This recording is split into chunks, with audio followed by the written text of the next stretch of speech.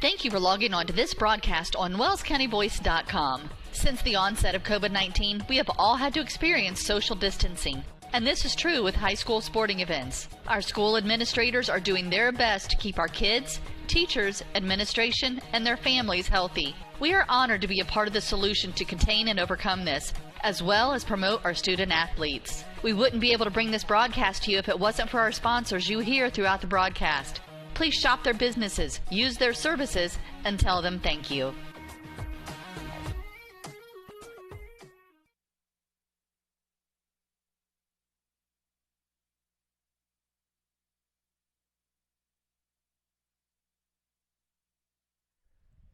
And welcome into Bob Worthman Field here on the campus of Bellmont High School in Decatur. Alongside Christian Buhata, I am Derek Decker, and it's a pleasure to be alongside you here for Week 4. Norwell and Bellmont tonight. Both these teams coming off of losses after last week. Norwell, a defeat at Leo, 17-0 in a game that really you feel like they weren't really in. Leo dominated the ball game. Norwell did not get across the 30-yard line, failed to accumulate over 200 yards of total offense, didn't really sniff the end zone at any point. On the bright side, only allowed one offensive touchdown again, so they've given up one defensive score all season long through 3 games. Speak to the testament of that defense a little bit. Yeah, defense is amazing. I love the I love watching defense play.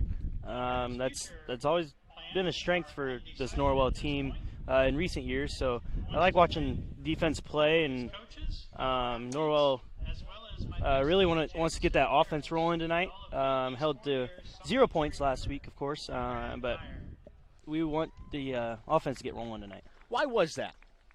You know, I think they would start drives really good. I mean, they would start drives marching the field, and then whether it's a penalty or whether it's just Leo's stout defense stopping them, I think the play calling can improve a little bit. So I think Coach Gerber will work on that tonight. And I think Norwell needs to really focus on finishing drives in the end zone. Yeah, I think we saw probably the Northeast State's 2 most stout defenses a week ago. On the flip side of the coin, Bellmont playing their first game of the 2020 season. They missed their first 2 due to some COVID issues, but now are back and moving. And in their first home game tonight, they are doing senior night here at Bob Worthman Field. So good to see that.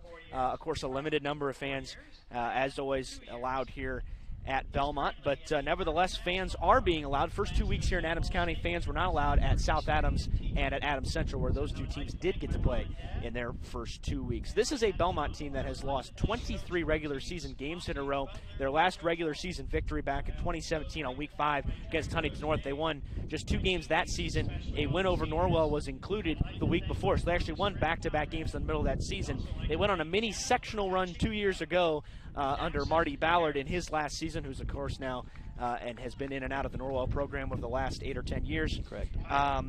But that last win overall was back in October of 2018 at Concordia. Big-time sectional victory there. When you look at that and haven't won a regular season game in that long, and then you come off a 47-6 loss last week at Columbia City to open your season, what's the mentality coming in tonight? You know, it's tough, but you're going to have to keep pushing on. I think Norwell's been in this spot before, too, maybe not losing 23 in a row, but, you know, Norwell's been in kind of the same spot Bellmont is in past years. So I think Norwell can relate, but I think Norwell can also take advantage of Bellmont in this situation, knowing the position they're in, knowing they want to rebound off the loss to Leo last week. I think it'll be tough for Bellmont to recover from the Columbia City loss, as, like you said, it's only their second game of the season, so Norwell has a lot of advantages in a lot of the factors tonight.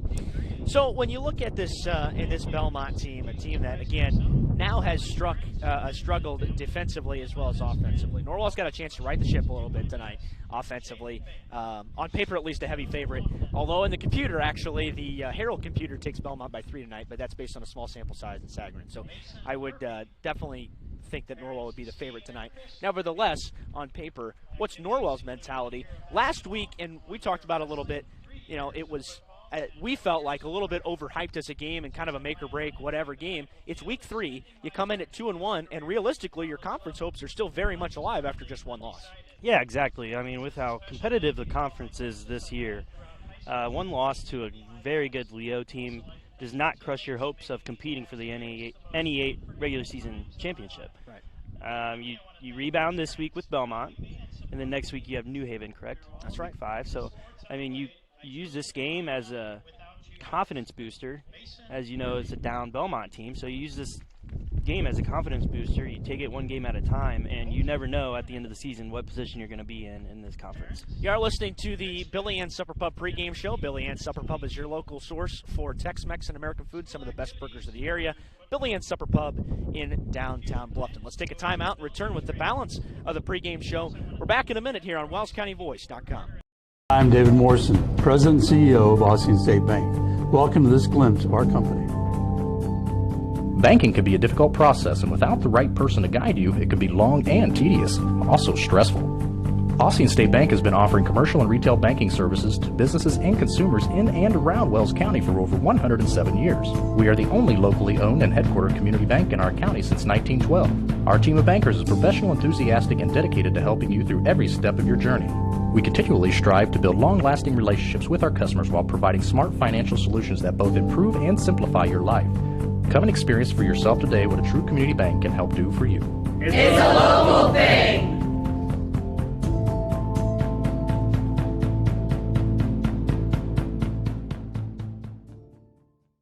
Did you sprain your ankle playing with your kids last night? Have you had a nagging pain while training for an upcoming race? Or do you have an upcoming surgery? Indiana Physical Therapy understands how important and valuable your time is to you. At Indiana Physical Therapy, we can schedule you within 24 hours at any of our 19 convenient clinics. IPT has been a trusted part of your community for over 32 years. With trusted results, you can count on Indiana Physical Therapy to get you better, faster. You don't need a referral from your doctor, and all insurances are accepted, including Anthem. IPT is your choice for physical therapy. So what are you waiting for? Call Indiana Physical Therapy right now at 260-209-2464 to schedule an appointment, or go online to indianapt.com. Indiana Physical Therapy, where people go to get better. We're here at Craigville Appliance. We just wanted to say to all the fall athletes, good luck on this season. Be safe, be strong, compete to the highest level. Always practice good sportsmanship. If moms and dads, I know it's time, washer and dryer season, we'll take care of you here at Craigville Appliance. We can deliver it, install it, no big deal here at Craigville Appliance. Good luck, have a great season, compete to the highest level. Hello, this is Tim Steffen Financial Group. Life is like riding a bicycle. To keep your balance, you must keep moving forward. We must balance staying safe and moving forward towards our needs and goals. We are here to help you with your future planning. Steffen Financial Group, located at 110 West Cherry Street, Bluffton, Indiana, would like to help you with your retirement, Roth IRAs, investments, and savings plans. Call me, Tim Steffen, or Rhonda Vandentop, 260-824-8175. And at that same location is Tim Steffen Insurance. We like to help folks with their personalized Medicare supplement, health, life, and long-term care plans. Securities and insurance offered through Thurston Springer Financial, registered broker-dealer, member FINRA and SIPC, and Indiana Insurance Agency. Corporate headquarters in OSJ 9000 Keystone Crossing, 7th floor, Indianapolis, Indiana 467240. Tim Steffen is a registered associate of Thurston Springer and is doing business as Steffen Financial Group. Steffen Financial Group is independent of Thurston Springer.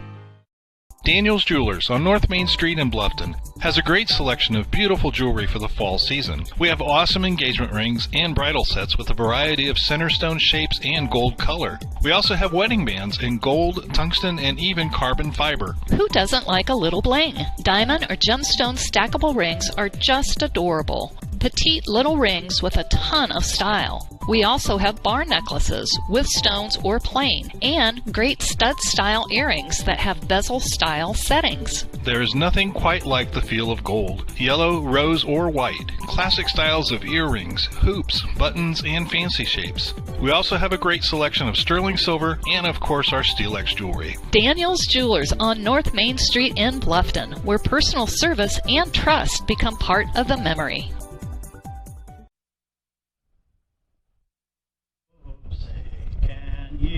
See by the dawn's early light what so proudly we hailed at the twilight's last gleaming, whose broad stripes and bright stars through the perilous fight o'er the ramparts we watched were so gallantly streaming, and the rocket's red glare, the bombs bursting in air, gave proof through the night that our flag was still there. Oh, say does that star-spangled banner yet wave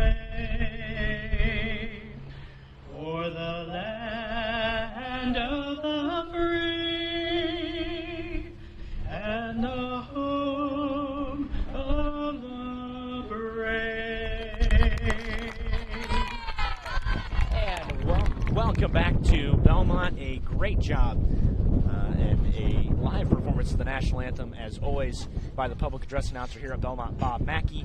Always a pleasure to hear him do the national anthem. Does such a tremendous job. And of course, today is 9/11, so there's a lot of connections. I think just about everybody that's alive at this point has a story about that, and we're in kind of the younger generation, a little bit of a crossover period. We're kind of too young to remember, but definitely are very aware of the fallout. So our thoughts and prayers are with all those affected, and yours should be too on this 2020 Patriot Day. So again, this is senior night here at Bellmont in a very funky fashion, although you could pretty much say that and attach that in front of everything COVID related in this 2020 season. But it's good that they're getting it in now while they have a chance. And this Bellmont team knows even more than some of the other teams that have been able to play just how precious each and every night is, because you don't know when your last one's going to be. Yeah, exactly. I think Bellmont feels really fortunate to be playing football tonight. Great weather tonight. Field looks great.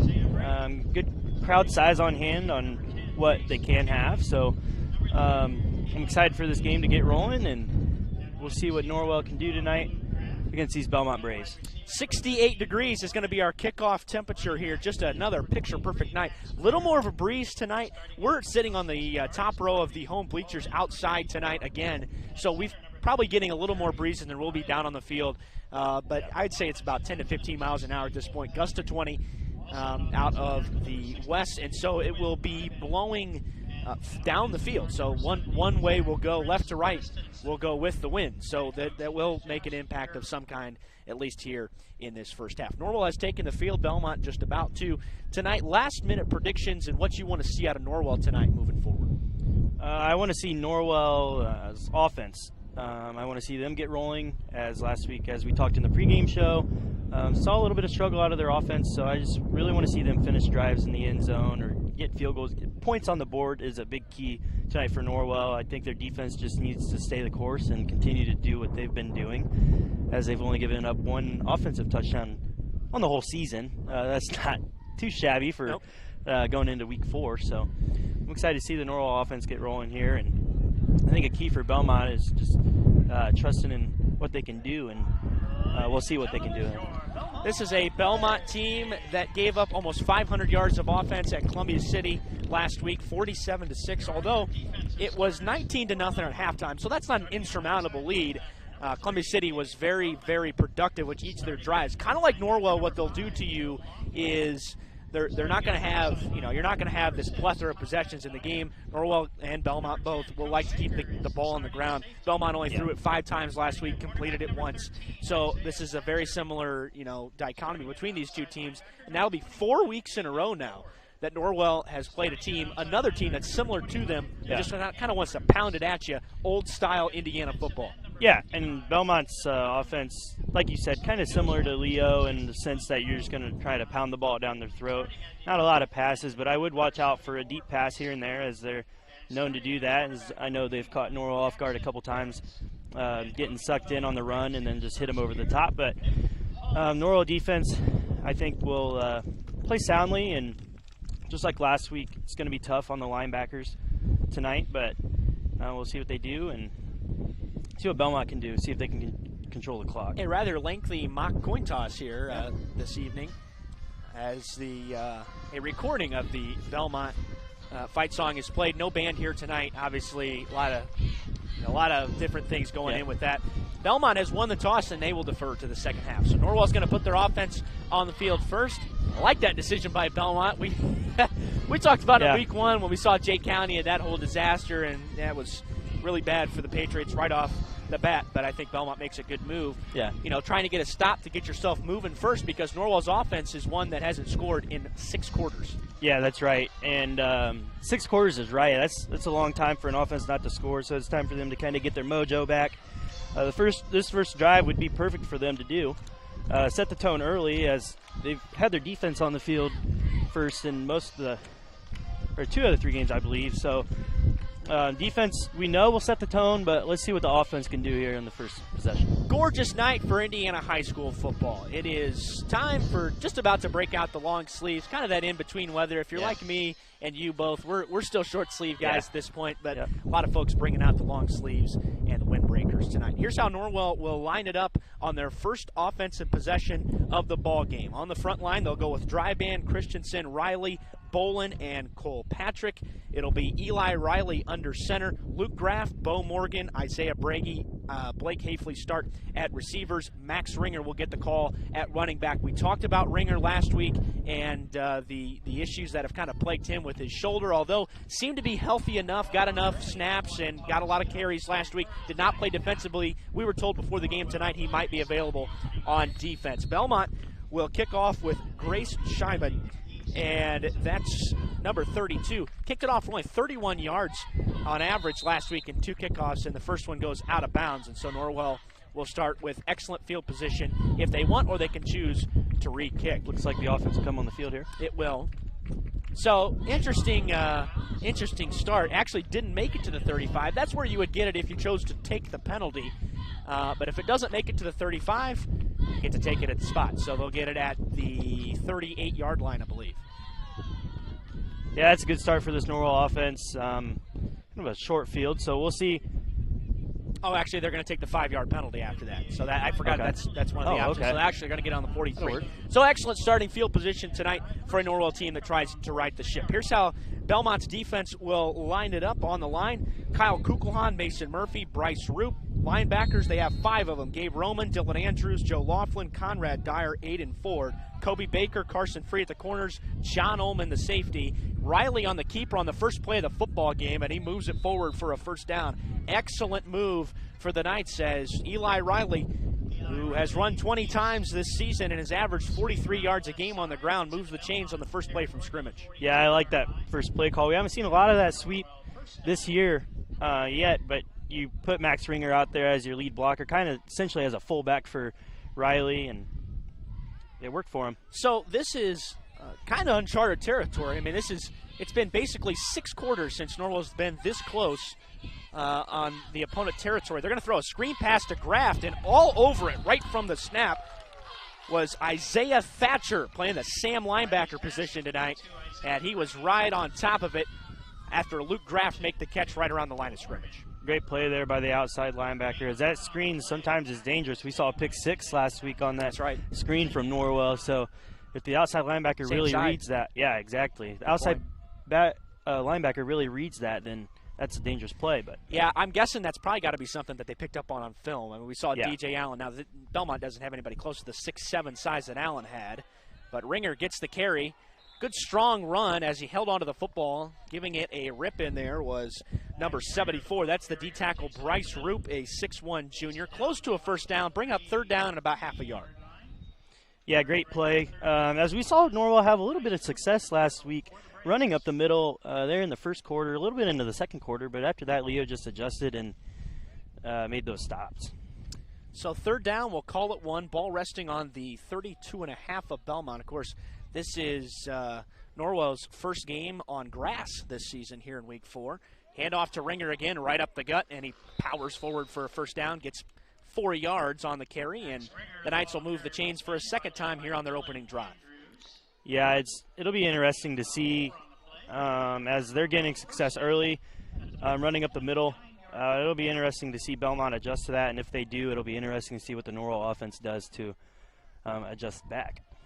Norwell appears to have utilized all of their allowed tickets tonight. Actually, a decent crowd over there. Riley will line up in the gun. The Knights will spread Isaiah Breggy out to the right. Actually, yeah, I think that's Breggy. I don't know. It might be Rank. You know, they're so similar to each other. Riley looking to throw again. He rolls to his right. Riley tucks it and then throws it complete to Isaiah Breggy inside the 10, where he's knocked down by a host of Braves.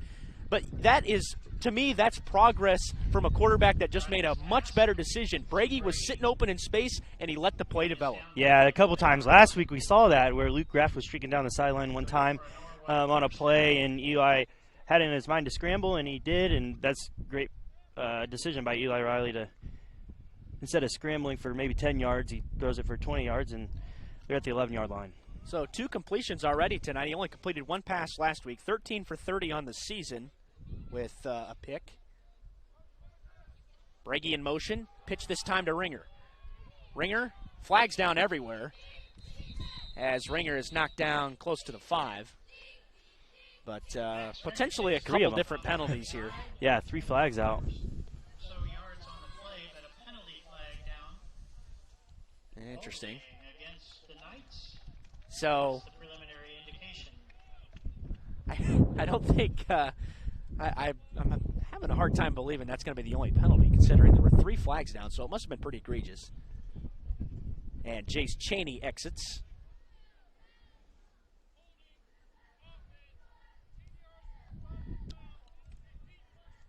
All right, so it backs. Okay, so we can hear him up here. I don't know if you can hear that on the broadcast, but we can actually hear him up here in the top row. So that'll be nice. Pipes.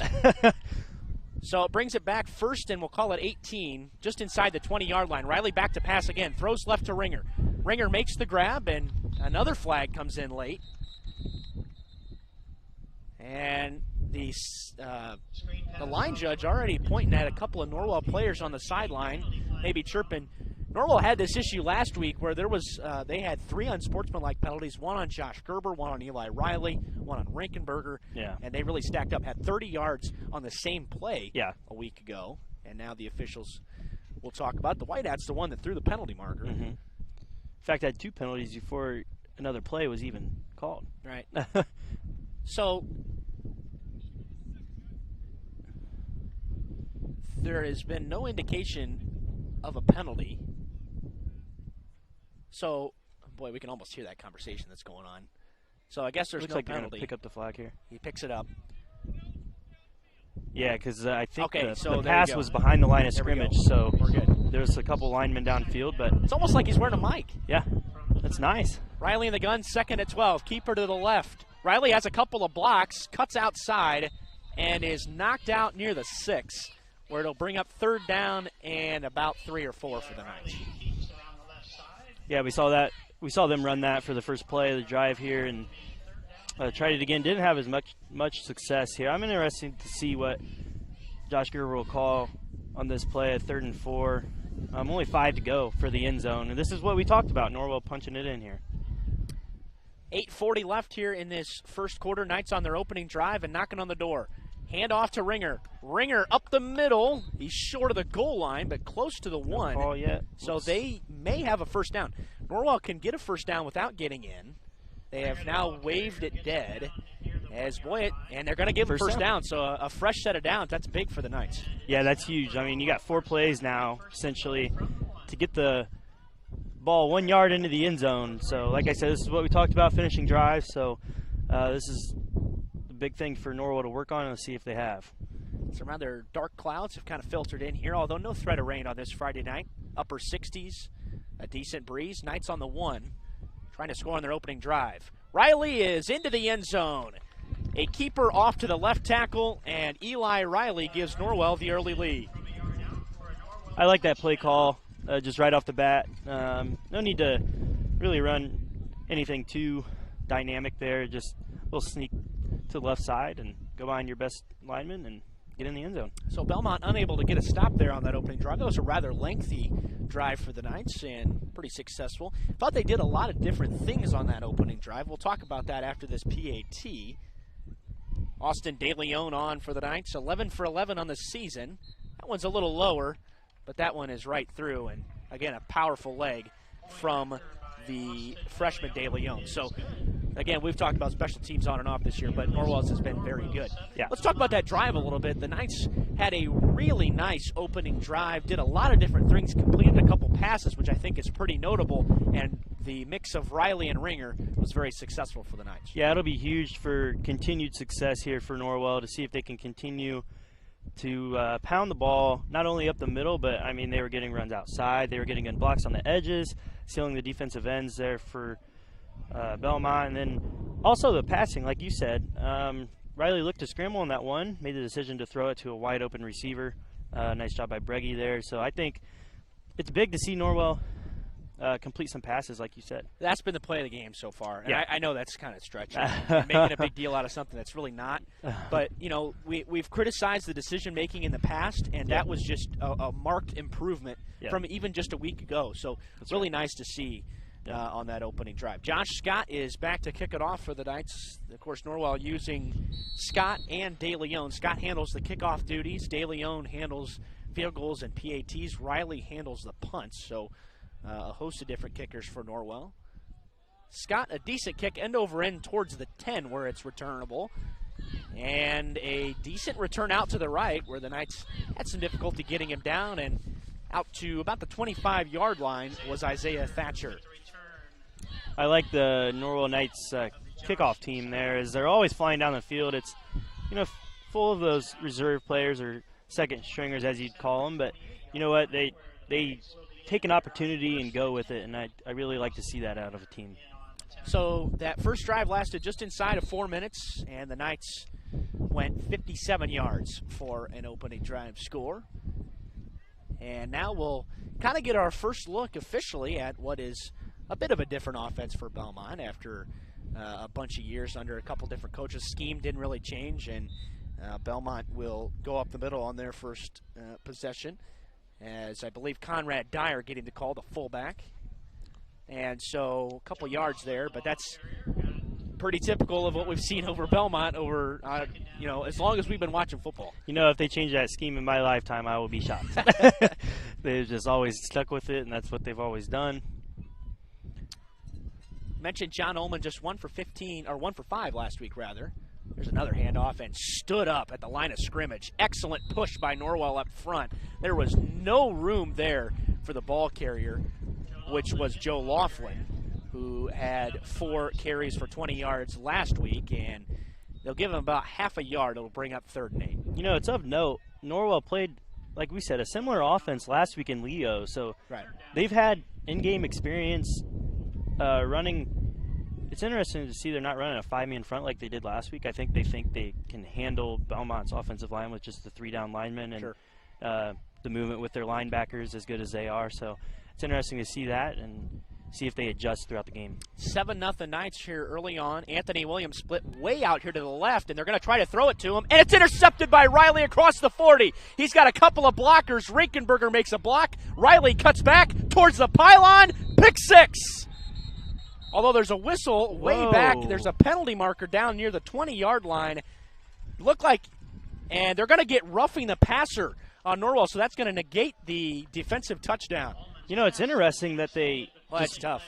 Waited until Riley almost jumped into the end zone, and then they blew the whistle. It blew it dead when he was at the 5. That's an interesting call, but yeah, that's tough for Norwell. Bellmont definitely caught a break there. We'll see if they take advantage of that. Well, to give him a first down after the roughing the passer. So that was clearly away from the play. You can hear defensive coordinator Matt Taylor saying something on the Norwell sideline. Yeah, I think he was saying, you're fine. Stick to our guns here. We're fine. Make another play. And nothing you can do about it now, so that's good advice from a coach. Just keep playing. Well, that was that was just destined to be picked off. Yeah. I liked the decision there by John Ullman, but there was just not enough zip on that. Yeah. He's a 6'2", 185-pound junior, and Bellmont moves the chains via a roughing the passer penalty, and now they've got it all the way across the 45-yard line. Ullman back under center. And a handoff up the middle. Good yardage that time on first down by Aiden Ford, who got the most carries last week. 12 carries for 52 yards, scored the only Braves touchdown, and a good first down run of 6 yards. Interesting play there by Bellmont as they motion a guy over and fake the jet sweep and run a counter behind it. Have a couple linemen pulling. It's just an interesting play, and we'll see how Norwell adjusts to that play. They start Aiden Ford in the slot. They list a couple guys in the slot. Gabe Roman starts on the other side. Baker and Williams at the receiver positions. Behind a line of Noonan, Roop, Robinson, Murphy, and Kukulhan. Ullman, of course, the starting quarterback, and Conrad Dyer, the starting fullback. Second down 4 for Bellmont. Another handoff. It's Ford. Crawls forward for about a yard as another late penalty marker comes in.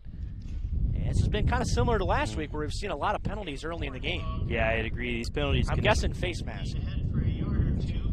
Norwell's got to clean this up. This has been a recurring issue. Oh, yeah. Yeah, it's been a huge issue. It happened Jay County week 1. Kind of took a week off in week 2, and it came back last week. Okay, so he announced a personal foul. It's not a personal foul. No. It's a 5-yard He said face 5-yard mask. There face you go. mask, yep. Okay, so it will move the chains as it is enough for a first down. And it puts Bellmont, it gives Bellmont another first down in what, of course, that would have been third down, but Norwell really hasn't given Bellmont a lot. In fact, they've had a pick 6 already that's been taken off the board, so the penalties are killing them again. First and 10 for the Braves in Knights territory now at the 43. There's a false start. Yep. And there's a false start, yep. Looked like the right guard just kind of took off before the ball was snapped. Well, penalty city again here early on. Frustrating to watch, but it is what it is. I mean, what are you going to do? So that'll back him up to the 48 as Kobe Baker checks into the game. Out is Dylan Andrews. Yeah, it's 2 first downs for Bellmont from Norwell penalties. That's just, Norwell's got to clean that up. Man in motion, pitch to him. It's Gabe Roman. Roman lowers his shoulder and gets about a yard. Really strung him out wide. Norwell did a nice job chasing him to the edge and then making the tackle near the line of scrimmage. Yeah, that's all on the outside linebackers there, as that's their responsibility, that pitch man. You have the D end set on the quarterback, and then you have pitch man covered by the outside linebacker. Ringenberger did a really nice job there of stuffing it. Inside of 5 minutes left here in this opening quarter. Bellmont has had 2 penalties, or 2 first downs aided by Norwell penalties, including a pick 6 that was taken away from Eli Riley. Knights bringing the blitz, and it's a pitch wide. That's Aiden Ford again out right. He's going to have some running room. Nice tackle from behind by Joel Rinkenberger. Again, same ordeal. And another penalty flag comes in late. Boy. And another face mask. I mean, it's getting to the point where it's getting kind of ridiculous. I mean, Norwell's had a penalty on like every other play here on this first drive. Yeah, and that's just killing them. It kills your mojo, too. I mean, you get confidence as a defense, and then I think this is going to be another 5-yard variety. That was tossed in by the back judge. Yeah. And so, again, Bellmont will be aided. I mean, the offense really hasn't done much of anything. They had, save for that one first down run Bellmont had that got 6 or 7 from Aiden Ford. Another 5-yarder, which this will put Bellmont at about second down and 5. So we'll call it 4. Yeah. Now the ball's on the 37. We don't have official stats this year, but I think that's got to be like 5 penalties on this drive from Norwell. Yeah, I mean, I'd have to agree. And then doesn't count the penalty on the first drive on their offensive drive as well. So, well, in any case, Bellmont now has a very gettable second down and 4. And another penalty marker comes in. Every a legal procedure here. Yep.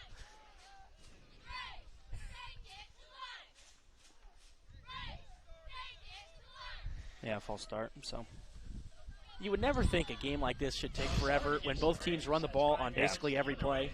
But when there's a penalty on every other play as well, or every play essentially, as it's talk about Bellmont not helping themselves either. I mean, that's the second procedure penalty. That's true.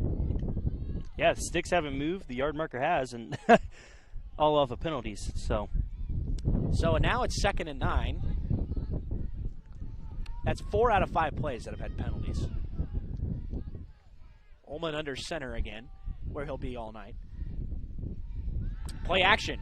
Ullman looking to throw. Checks down. It's caught out here by Gabe Roman behind the line of scrimmage, well behind, in fact. And a tackle for a loss is made by Joel Rinkenberger, as Isaiah Breggy and Max Ringer were on the scene as well. Rinkenberger, of course, for the Knights, is leading Norwell in tackles through a couple of weeks. 21 grabs, 3 for losses, including a sack coming into the night. That was another tackle for a loss, and now it brings up 3rd and 12 as Bellmont plays from behind the sticks. Yeah, let's see if we can be penalty-free here on this play, Derek. Under 3 minutes left here in this opening quarter. Knights scored on their first drive. Bellmont on their first drive now. Ullman over the middle, and it's popped up. Intercepted and by penalty. Jace Cheney as another penalty marker comes in. If this is pass interference, it's a bad call. But I don't think that's what's going to be. Because there's no way it's pass interference. Oh, they're going to get him for pass interference. That's... Oh, man. Well, it looked like it was pretty good timing. And Norwell, although I think the ball was tipped before Riley made contact with the receiver. And that's going to be the argument that Norwell is going to make. That's what they're making now. Matt Taylor and all the coaching staff is saying the ball was tipped. Nevertheless, it's going to be a pass interference. Yeah, if the ball's tipped, you're allowed to make contact right. with that receiver. Now, what the back judge saw is the fact that the defender had his back to the ball, and he was face guarding the defender. And apparently it wasn't tipped, or that's the judgment. So this is going to give Bellmont a 3rd first down via penalty. Now I get the false starts and all that, but when you start getting pass interference calls, then you start getting coaches arguing, and then it turns into something like last week. Right, that's exactly right. We don't want it to turn into something like last week. I mean, it's already altered the pace of the game, as we still have 2 minutes left in this first quarter, which I'm surprised we're already down to 2 minutes. But well, it's because, even still, exactly, the ball's running, so you're still getting that.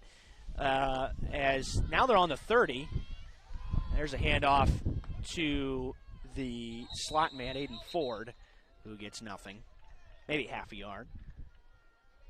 So, again, this Bellmont offense, as it has been for years, it's all about deception. They haven't changed their scheme.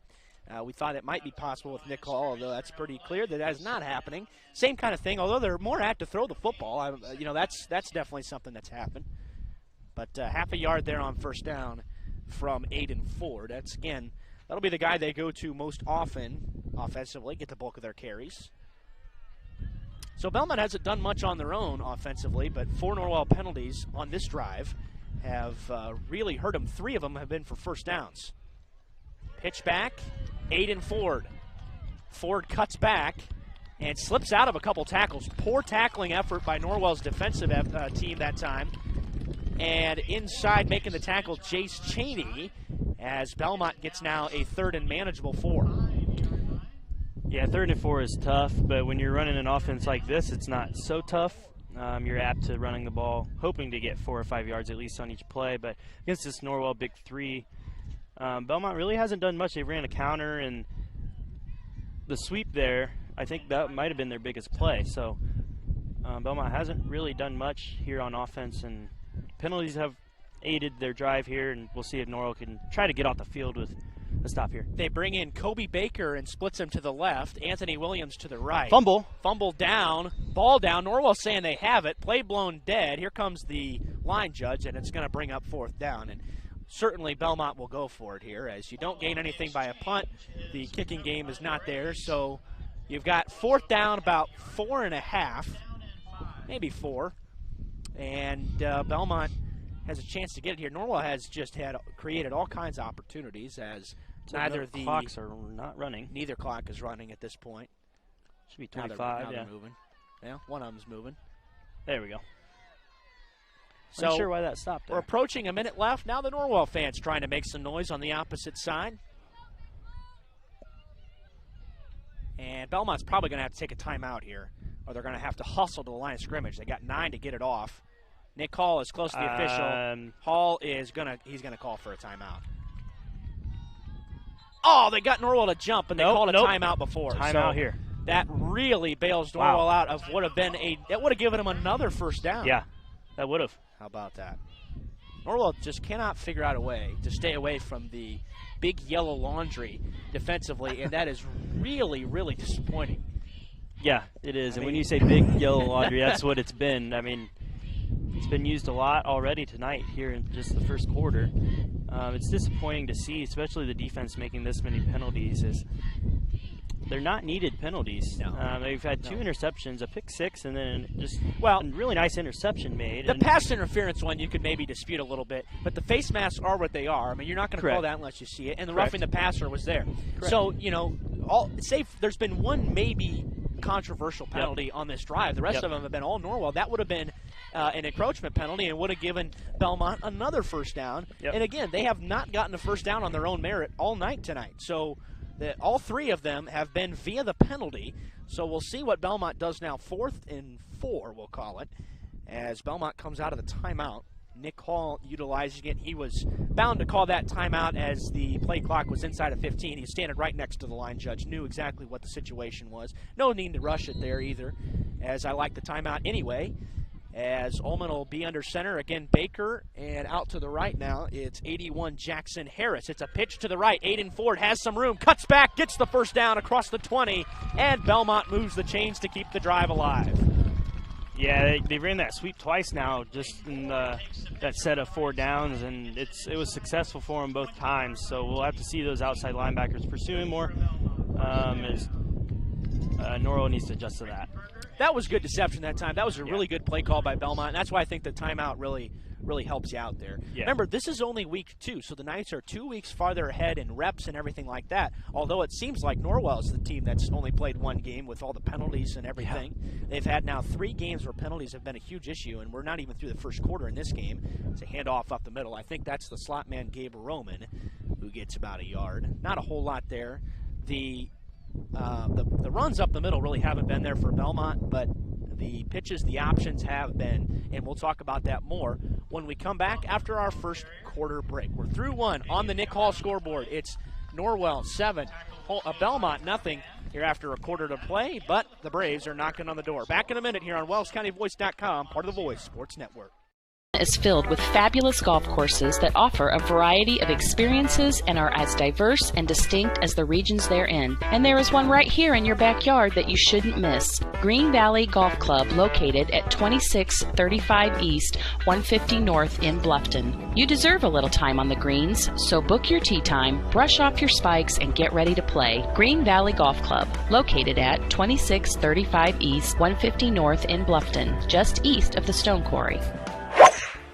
Head on out to Green Valley to hit some balls on their driving range or putting green. Call 824-4510 to reserve your tee time. Green Valley, where your friends play. Back here at Bob Worthman Field on Belmont's senior night. Knights up 7-0 on the Steffen scoreboard.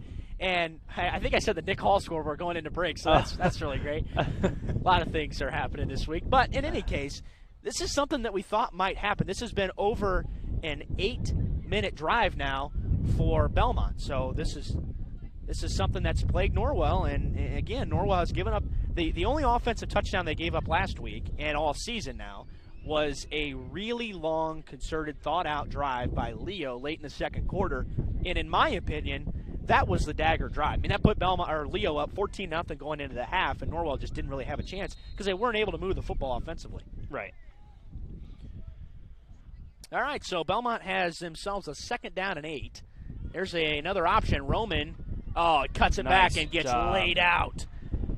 Brody Bolin, big number 54. Nice job by him pursuing the runner. I told you I was excited to see what adjustments Matt Taylor made on that sweep play, and that was a great adjustment there. Well, the clock still hasn't started in this second quarter, so yeah, there's an extra 30 seconds. That'll bring up 3rd down and about 8. Well, I guess we're going to be here longer than we even need to be.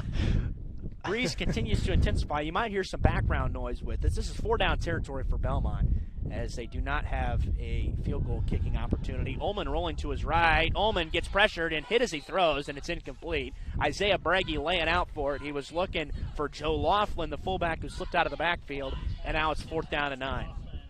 Great job by big number 54, Brody Bolin again. I mean, that's just good good pursuit there by the big fella. Gave the quarterback no other option but to throw that away or take a sack. And he was smart by throwing it away, getting rid of it, but brings up a long 4th down here for Bellmont. Sophomore, 6'3", 250, plays bigger. Known the kid for a long time, and man, he's a load. Yeah, big heart as well, so no doubt about it. All right, so 4th and 9, and Norwell trying to finally get a stop here. It's been a long drive for Bellmont, now approaching 9 minutes. Ullman has trouble with the snap, but now he's going to throw right, and it's through the arms of a couple Norwell defenders, and it falls harmlessly incomplete. And so Norwell will stand tall defensively despite giving up 3 penalty-ridden first downs. They're able to get a stop and force a turnover on downs. Yeah, great job by that Norwell defense. I mean, their backs against the wall. They had to fight through adversity that they created themselves, essentially, and they did. Great job by them overcoming the penalties and getting a stop. This is what I'm excited to see for this Norwell offense. I'm excited to see them drive the length of the field, as they're going to need to do against stronger teams as well. So this is what I'm excited to see here. And based on the kickoff, this is probably going to be, you don't know, but this might be Norwell's worst field position of the night. Riley, a pitch. He's going to use Luke Graff this time, who we haven't seen on a lot of carries. He gets upended about the 20-yard line, falls forward, though. That's something else we talk about with Norwell runners being mechanically good, falling forward to get a couple yards on the end of the run. Yeah, a couple yards each play. I mean, that's going to get you a first down more times than not. You get 3, you fall forward, you get 4. 3 plays, that's a first down. That's awesome. And it is of note that we did get a little insider tip that they were looking to use Luke Graff more in the offense. So that's good to see them using him more. We get a lot of insider tips. Yeah, that's got a lot of connections. Riley in the gun, Ringer back there with him. Norwell splits 3. Riley drops the snap and picks it up and has to bail himself out and run it. Oh, he reverses field and tried to anyway and gets plastered. I think that was Gabe Roman coming off the edge. It was. And so, that's Norwell that is able to kind of bail themselves out, get a couple yards. That's something else we talk about with Riley. He's able to do that, create plays with his feet, drop the snap. It appeared to be a pretty good snap, looked like about belt high from up here. But now it brings up 3rd down at about 2.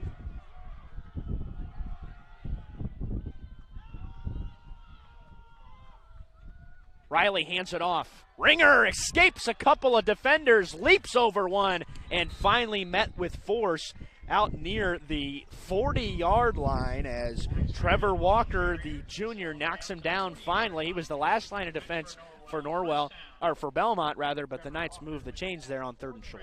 Nice job by Ringer, finding the hole, knowing he needed 2 yards, getting 20. That's a Ringer thing right there. Is always finishing runs hard, and that's what he did. Great job, always taking on contact as well.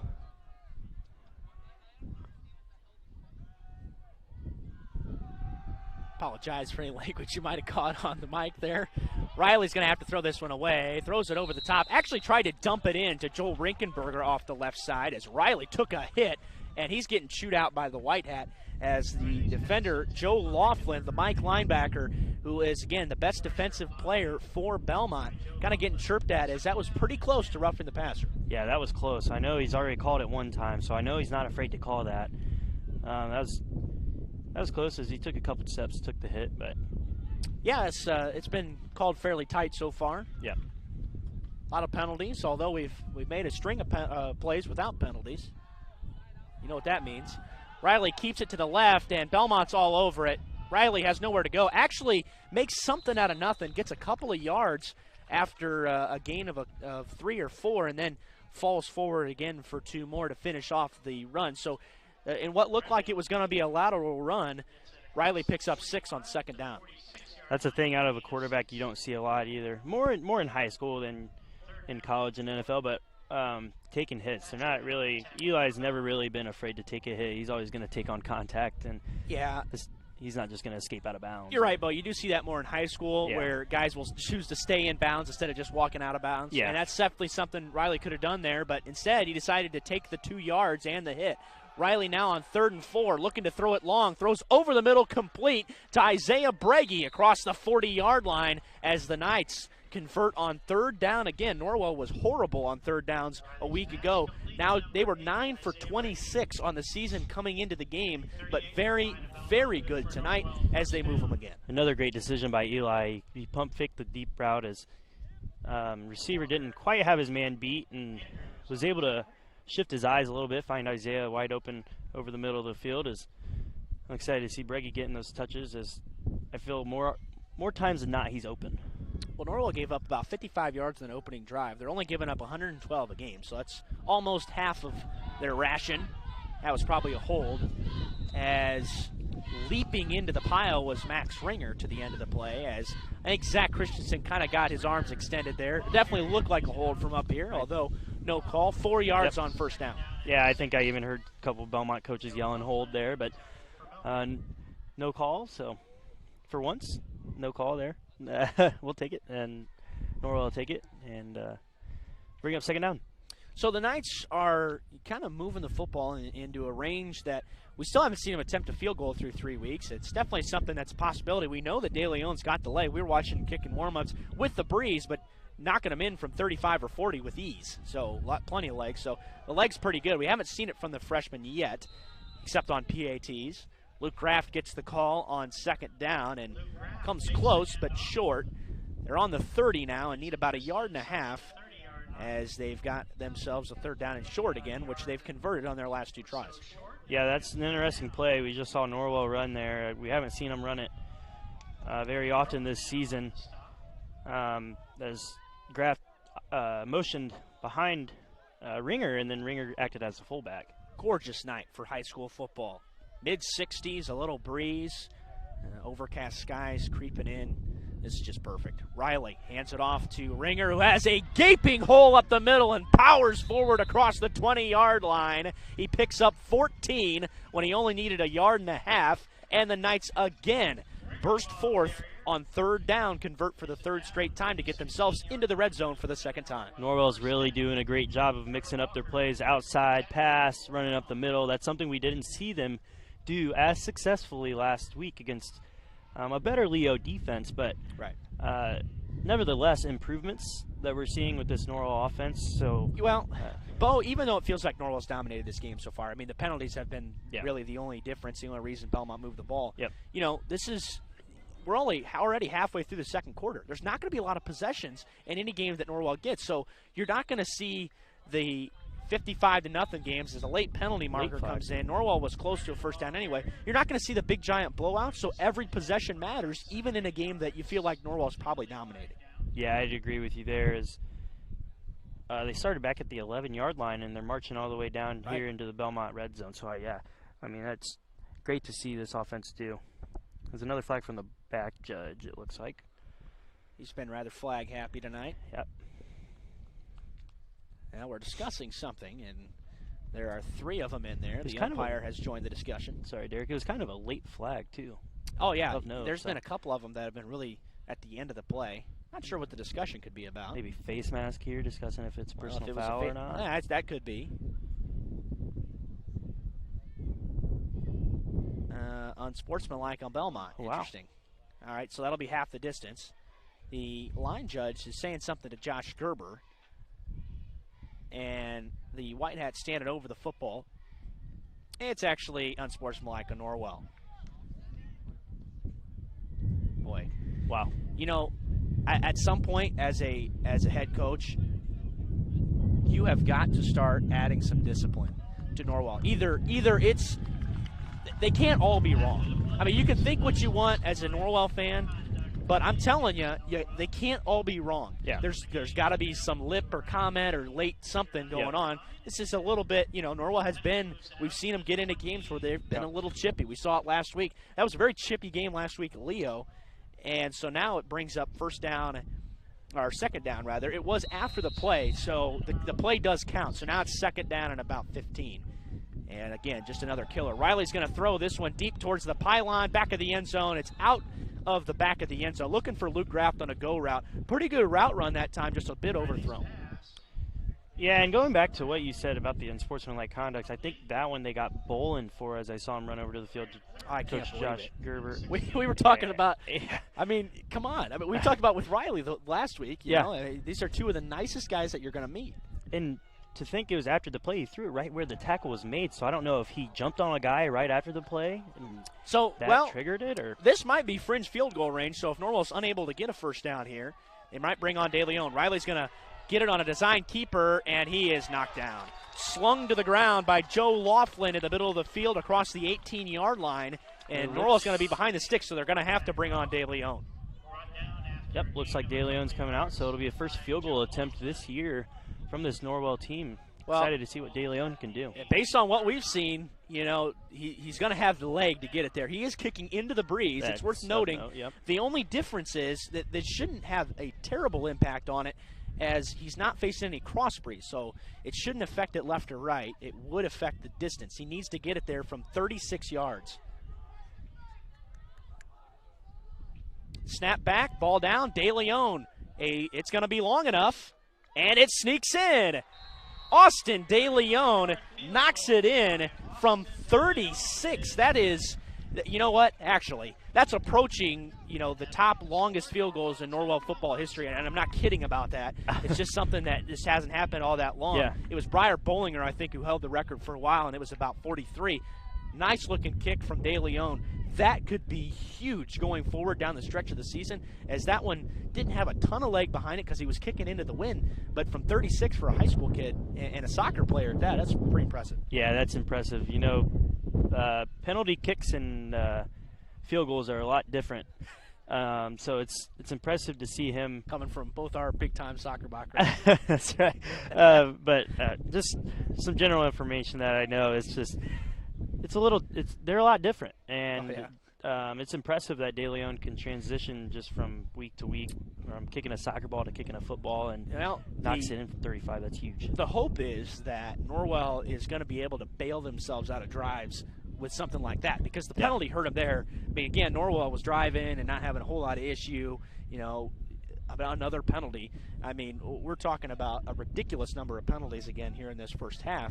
Regardless, Norwell's able to get some points and now has a 2-score lead with just over 5 minutes left in this first half. And Josh Scott back to kick off again. It's back for Bellmont. Trevor Walker is back there alongside Isaiah Thatcher. Thatcher's been the only one to return kickoffs and punts so far this year. Of note, going into the win, I've seen him practicing a pooch kick. So let's see what happens here. And there it is. It's a pooch toward the sideline near the 30. It is knocked down. Ball's loose. A flag is down. What could that be for?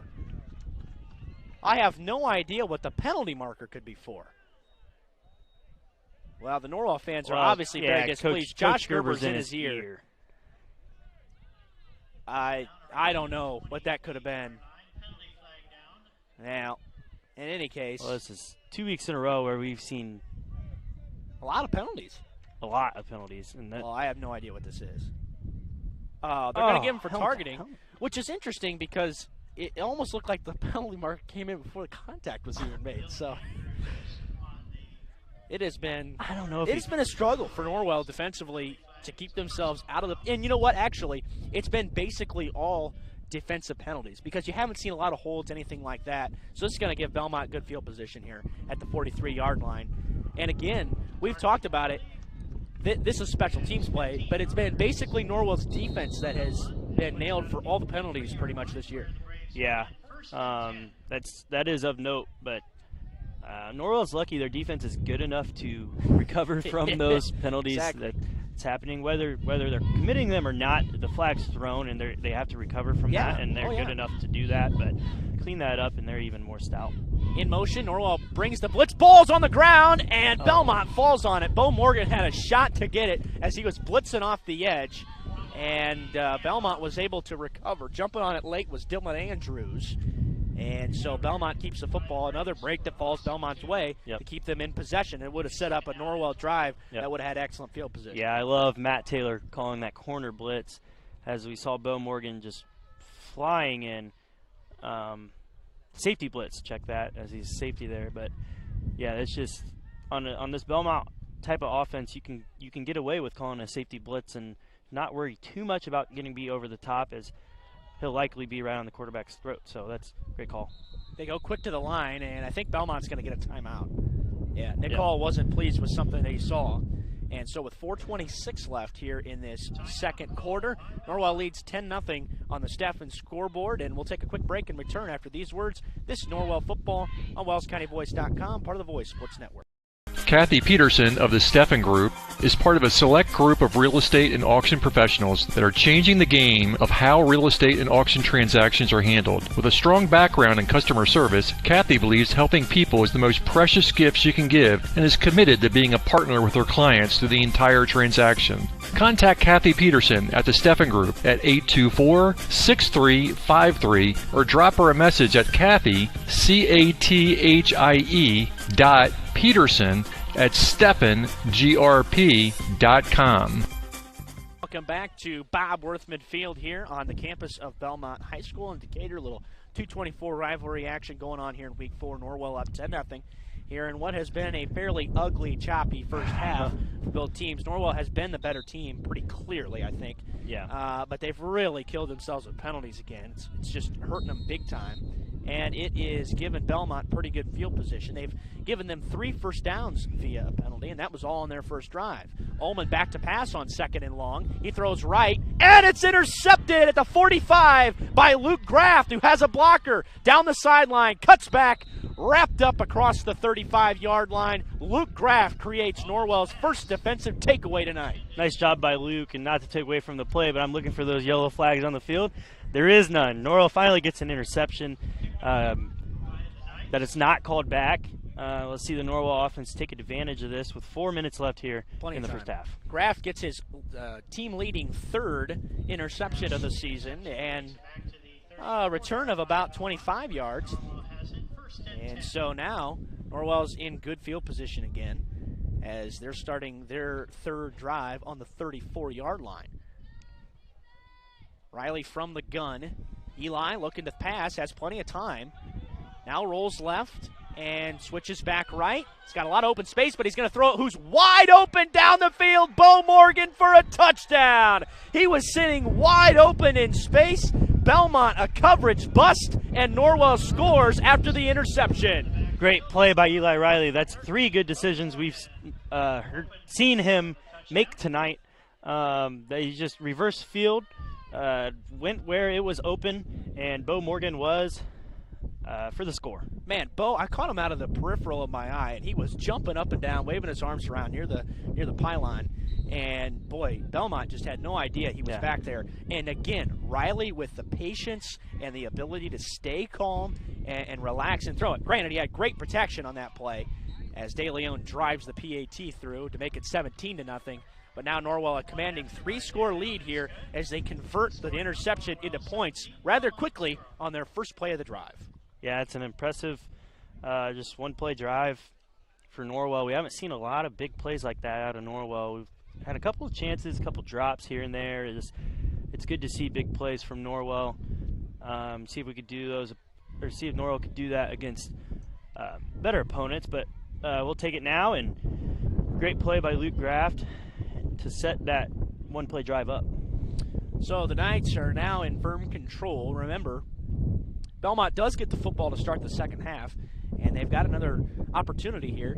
You just don't see that many quick strikes. Norwell's not going to have that many plays like that, drives like that on the season unless they get good field position like they did with their defensive turnover. They are +7 now in the turnover margin now here in Week 4. That's excellent. Bellmont turns it over for just the second time, and they're now -1. But that +7 is a huge, huge number. A majority of those coming in that Heritage game, but the Knights have been really good at taking the ball away. Yeah, I agree with you there, as I think last year they were -7. That's right. So that's right. In Week 4 here, we're +7. That's great for this Norwell team to be. I'll tell you what, if Norwell could take away penalties, their defense would be even more stout, and that's scoreboard might even be a little bit uglier. Yeah, well, the penalties have been a recurring issue, although unless something crazy happens, I wouldn't expect it to play much of a factor in this game. That's Isaiah Thatcher returning it from near the 20. Falls loose before it goes to the ground. I think Norwell has it. We'll wait for the decision from the White Hat as the Knights come up with the football. They create a turnover on special teams. Bellmont turns it over on 2 straight plays, and the Knights are in prime scoring position again. I think that was Isaiah Breggy with the tackle. It was either Jace Cheney or Isaiah Breggy. Either one of those guys, they just flew in, just nailed the Bellmont runner. That's a great play. Let's see how Norwell can respond here and get more points off this turnover. Well, make it +8. That's right. You need a turnover chain or something. That's right, they do. So the Knights now have it on the 22, just outside the red zone, when they just scored on their last play. Boy, this thing is turning around in a hurry for Norwell, and as many times as they've shot themselves in the foot, they now have a 17-0 lead and are looking for more. Riley back to pass. Riley, pump fake, and now we'll throw it out of bounds. That's another really good decision. Doesn't take the sack, wasn't there, got the time, and, to me, and look, not a football expert, but the point is that you would rather see that and them take the opportunities and wait for a pass rather than bail yourself out half a second after the snap and then get 2 yards on a run. That's right, especially for Eli. I mean, are 2 yards really worth taking a big hit? Exactly. I mean, you have to weigh your for options. For a guy that plays there. 2 ways. Exactly. And a big key to this Norwell offense and defense. So, I mean, you have to weigh your options there. I think Eli made a really great decision. That's 4 now we've seen him make, and he's capitalizing on them. 2nd down and 10 on the 22. Pre-snap penalty, it'll be on Norwell. I think that might have been Bo Morgan getting the early start in the slot. There's something Bellmont fans to cheer about here. So, Norwell plays behind the sticks again. You're on fringe field goal range here, it is worth noting, as you're into the wind still. That breeze has been a little more than we thought it would be tonight, although it is playing a factor. De Leon's 36-yarder crept over, probably had about 4 or 5 yards of clearance. Yeah. It wasn't, it wasn't a sweater, but it got over. And so Riley now is going to look to pass. He throws a deep ball towards the pylon. It is caught for the touchdown. A toe-tapping grab by Luke Graft for the score from 27 yards away. That's awesome. And Norwell set that up earlier in this game. They ran that quarterback sweep twice now. They faked the quarterback sweep, hit Luke Graft deep in the back corner of the end zone for the touchdown. What a grab by Luke Graft, as I thought that was going to be overcooked, but Graft ran under it. And again, Bellmont's just getting torched on the outside now as Norwell is adding the passing game to its arsenal and is converting big time. That only took 2 plays to score, and 1 penalty, of course, after that fumble on the kickoff. So Norwell has now opened this thing up. De Leon will punt through the PAT to make it 24-0, and Norwell is now in firm control of this football game late here in this first half.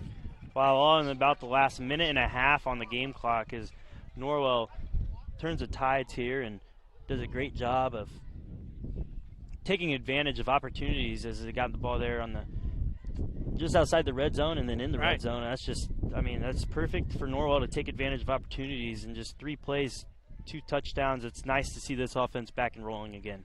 Yeah, it's nice to see the offense doing something different. That's right. And we said that, and I think, after last week's shutout, that was realized, and now you have a sense of urgency to change things up a little bit and get a little more creative. Granted, you're playing against a team where you have the ability to make some mistakes if you really have to, but this could come in big to play New Haven next week, who just went down and beat Pioneer last week. Great win. That's the top-ranked team in 2A. So, this is a New Haven team that's going to come in really fired up and really good next week. It'll be a great test. Of course, New Haven is playing Leo tonight, so a lot of NE8 implications there. Norwell's got to be rooting for New Haven, as Leo is the only team to beat them. And then next week, of course, if you get a win, you can really even things up there right at the top. That's right. Knights, of course, came in 2-1 tonight after winning their non-conference games with pretty much cakewalk ease. And a 17-0 loss last week. Josh Scott puts his full force behind this one, although it checks up near the 20. Again, Thatcher is wrestled down across the 25 to the 27-yard line. That's where Bellmont will start their next drive with 3:23 left here in this first half. Like we were talking, that's just great to see Norwell taking advantage of opportunities. It's great to see a little mix in their offense. But I think Norwell needs to focus on trusting their athletes against better teams and sticking with what they're doing tonight. This game plan tonight has looked awesome. Yeah. I mean, it's sweet to see Norwell running things other than just running the ball. If you can take away the penalties, which you can, I mean, you have to focus on that and realize that that's a big, giant problem that Norwell has. But if you look outside the penalties, Norwell's been darn near perfect tonight. That's a first down run to the right side by Aiden Ford, pushed out of bounds across the 31-yard line. Gain of about 3 or 4 on first down. Stops the clock, too, with 3:17 left. It's been a rather lengthy first half. This has been the longest first half Norwell's played all season. But a commanding 24-0 lead isn't a whole lot to complain about. Yeah, I'd have to agree with you there, Derek. And we'll see as Norwell, I think, still has all 3 timeouts. So he ran out of bounds there. The clock stopped. It'd be interesting to see them get a stop here. And yeah, they definitely get could get it back again. That's right. And with the quick strike ability this offense has now found, that ball was loose on the ground for just a moment. And John Ullman, the quarterback, fell on it after losing a couple. Well, a sack. Josh Gerber's going to use a timeout here. Yeah, and I figured he'd do that. But it's of note, you just saw big number 70 there, Zach Christensen, just completely handle his offensive lineman he's going against and kind of just pretty much blew that play up by himself. Great job by Zach Christensen there. So now it's 3rd and 8 after the timeout. Norwell is looking to kind of build on their lead. It has been a first half of ups and downs for the Knights. It's been good at some points for Norwell. It's been really bad at some points with the penalties. But really the penalties have been the main focus of concern for the Knights here in this first half. Yeah, I'm telling you, man, they get rid of those penalties and they're unstoppable. I mean, it may be 31. It would be 31-0. You get rid of penalties right, at least because of the pick 6. So, I mean, it's 31-0, and I mean, it could be even more than that. Penalties slow the game down. They slow your tempo down. You have all the momentum in the world, and then you get a 15-yard penalty called on you because of a cheap shot or saying something. I mean, we obviously don't know what causes those in sports, like if they're not blatant, but hey, you focus on cleaning up the penalties. And like I said, luckily Norwell defense is good enough to recover from those penalties, but there should be no need to recover from anything with this Norwell defense. 3:08 left here in this first half. 3rd down and 8 for Bellmont. And the Knights are willing to use their timeouts to try to get themselves another score. Dumps it, and it is caught, I think. It was. And Norwell's going to use their timeout. That was Joe Laughlin, who actually was able to haul it in. That had a chance to be intercepted again. Yeah. You know, just no gas underneath that pass from John Ullman. And that'll force Bellmont to punt here on the 32. And so Norwell is going to get the football back with 3 minutes even left on the clock. Yeah, I'm anxious to kind of see this Bellmont punt team. I saw him warming up in warm-ups. He looked a solid punter, so he'll have the wind at his back. As Riley has returned to punt this year, so that'll be 65 yards against Heritage. Yeah, that's right. So that'll be interesting to see the punt return team. It'll be interesting to see if they go after this block or go after this punt block. We'll see. We should be able to tell when they line up, but it'll be interesting to see what special teams coach Grish draws up here. And some like 2 returners is that Leighton Bailey and Isaiah Breggy. Pardon me. Well, we'll get some halftime scores out to you at the Ossian State Bank halftime show, so stick around for that, and we'll get you updated on that big Leo-New Haven game in the Northeast State. Has huge implications, as we talked about. Both those teams still undefeated after 1 week. Actually, New Haven hasn't even played a conference game yet.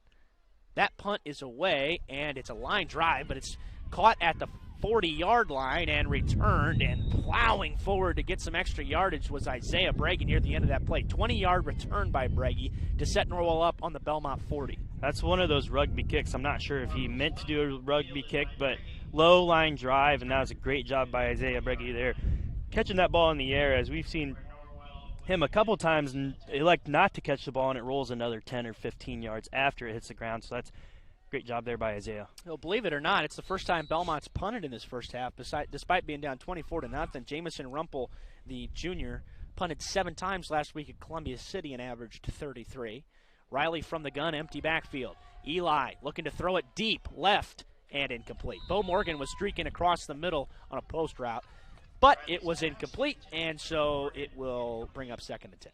See, and that's good to see Norwell taking shots on first down. I mean, nothing hurt. You're back at 2nd and 10. It's not like you lost yards. The clock stops, and so I think Bo Morgan was open there. Eli just kind of missed him, and see what they do here on 2nd down. See, you're right. It brings up 2nd and 10 now on the 40.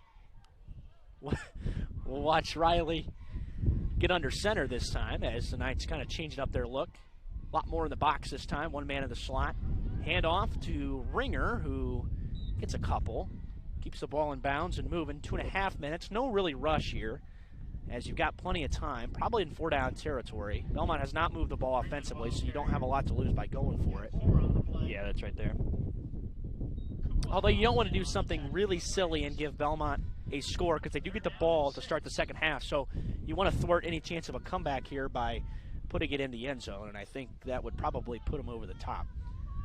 35 points, the necessary requirement to get to the running clock in the second half. Riley on 3rd and 6. Throws left in the middle of the field to Bo Morgan, where it's caught for a first down. Extra yardage after the catch. And to the 21-yard line they go, a gain of 16 to move the chains for the Knights. Nice job by Bo, finding a hole. I'm sure he was told to just kind of find a gap in the Bellmont defense and sit, and that's what he did. Eli found him for a Knight first down. Plenty of time still, inside of 2 minutes, but no rush, as Riley's going to have a sense of urgency, but be calm, and there's no reason to doubt that. They're just outside the red zone. Riley on a design keeper this time with Ringer as a blocker. Cuts back to the middle of the field, now reverses field, and I think he probably could have kept going on that and might have had some more success. Nevertheless, he gets forward for 3 or 4 on first down. Down to about a little under a minute and a half on the game clock, as you guys see. Now you need some urgency. Yeah, you do have a timeout left, and you are probably within field goal range. Look for him to take a shot to the end zone here on this second down play. Yeah, I think you've got a point there, Bo. Definitely would like to see it. Riley drops back. He is going to throw, and to the end zone, incomplete. Looking for Luke Graft again into double coverage that time as the safety come over and helped him out. And so Bellmont is able to get the stop there, and that pass had really no chance of being completed. Yeah, it's really nothing hurt there on that second down. I mean, it stops the clock, gives you time to think about the third down play, see if you can pick up this first down quick and work quickly and try to punch it into the end zone here before half. All right, so 3rd down and 6 on the 17. This would be a 34-yard try. De Leon knocked through a 36-yarder earlier in the half, and the wind is still whipping. Actually, it feels like it's even picked up a little bit I'd agree. Earlier in this first half. A pitch. Ringer loses the football. Ball's on the ground, and there's a scramble for it. And we'll have to see who's on the bottom of the pile. We're inside of a minute. Bellmont could come up with a huge stop here. They think they've got it. Here, white ball. Will run the clock now as Norwell was able to somehow get back on the football. I thought for sure Dylan Andrews would be on it at the bottom of the pile. And so Norwell's going to use their last timeout. This brings up a predicament here for Coach Josh Gerber to make a decision on whether he wants to elect to kick the field goal. With 50 seconds left, I mean, you got 3 yards to get. You know you can probably get that. You know you just have to work quickly as the clock you got to go quick if clock you're would stop when the chains move, but yeah, you would have to move quickly. Unless he gets out of bounds, that would keep the clock moving. So both teams have used all their timeouts, although Bellmont actually still has 1 left. Nick Hall using a couple.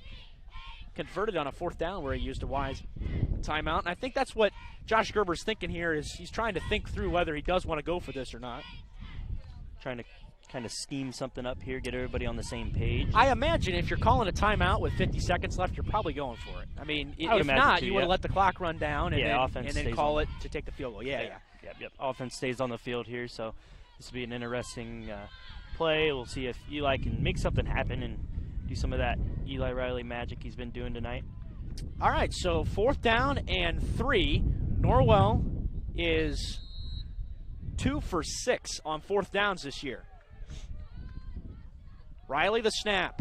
Eli set up to throw in the middle. It's caught across the 5-yard line, and I think Norwell, that's Isaiah Bragi who made the catch for the Knights. Inside the 5 to set up first and goal, but they've got to go quick. Yep. They do have some time. I mean, basically, now you just want to make sure that you don't completely run out of time, and you're probably not going to run it here. Now they do run it. Ringer towards the end zone, spinning forward, touchdown! Max Ringer on a 4-yard carry as the Knights punch it in with under 30 seconds to go. A masterfully driven, drive right there by Norwell as they put it in to make it 30-0. Great job of mixing the pass and the run there, as it shocked you that they ran, but it also shocked Bellmont that they ran as well. So, I mean, that punched it in the end zone. Great job getting to the line quickly. Good clock management there by Coach Gerber. All right, so it turns out to be a good decision not to kick the field goal. Coach Gerber felt confident in his offense. De Leon puts the extra point through. 31-0 Knights. This is the one night where John Harrell's going to look kind of silly. Which, dude, I mean, it is as good as it gets. But, tonight with just the one-game sample size from Bellmont, playing a very good Columbia City team last week, doesn't make a whole lot of dent in that Sagarin rating. So, unless Belmont's able to pull off something crazy here, I'd imagine they're going to have to be content to just go to halftime and get the ball to start the second half. This is not a team that can strike quick, so they're going to need to create some turnovers. Norwell in firm control of this football game after a rocky first quarter where they had a lot of penalties and have still had, I mean, when we tally them up at the end of this ball game, it's going to be incredible the number of penalties Norwell had in this first half. But nevertheless, able to overcome that. They've really cleaned up the penalty problem here late in the second quarter. They have. That might be reflective of the scoreboard. Don't really know on that front. I mean, it's just kind of how things work out. You call less penalties when it's 31-0. Exactly. But nevertheless, it seems like Norwell's done better on that front. Yeah, I'd agree with you there. The second half of the second quarter there, they've done really nice with just cleaning it up. It makes the game run more smoothly whether you have motivation. I mean, you got the momentum in your side, so Norwell's taking advantage of that, and that's good to see.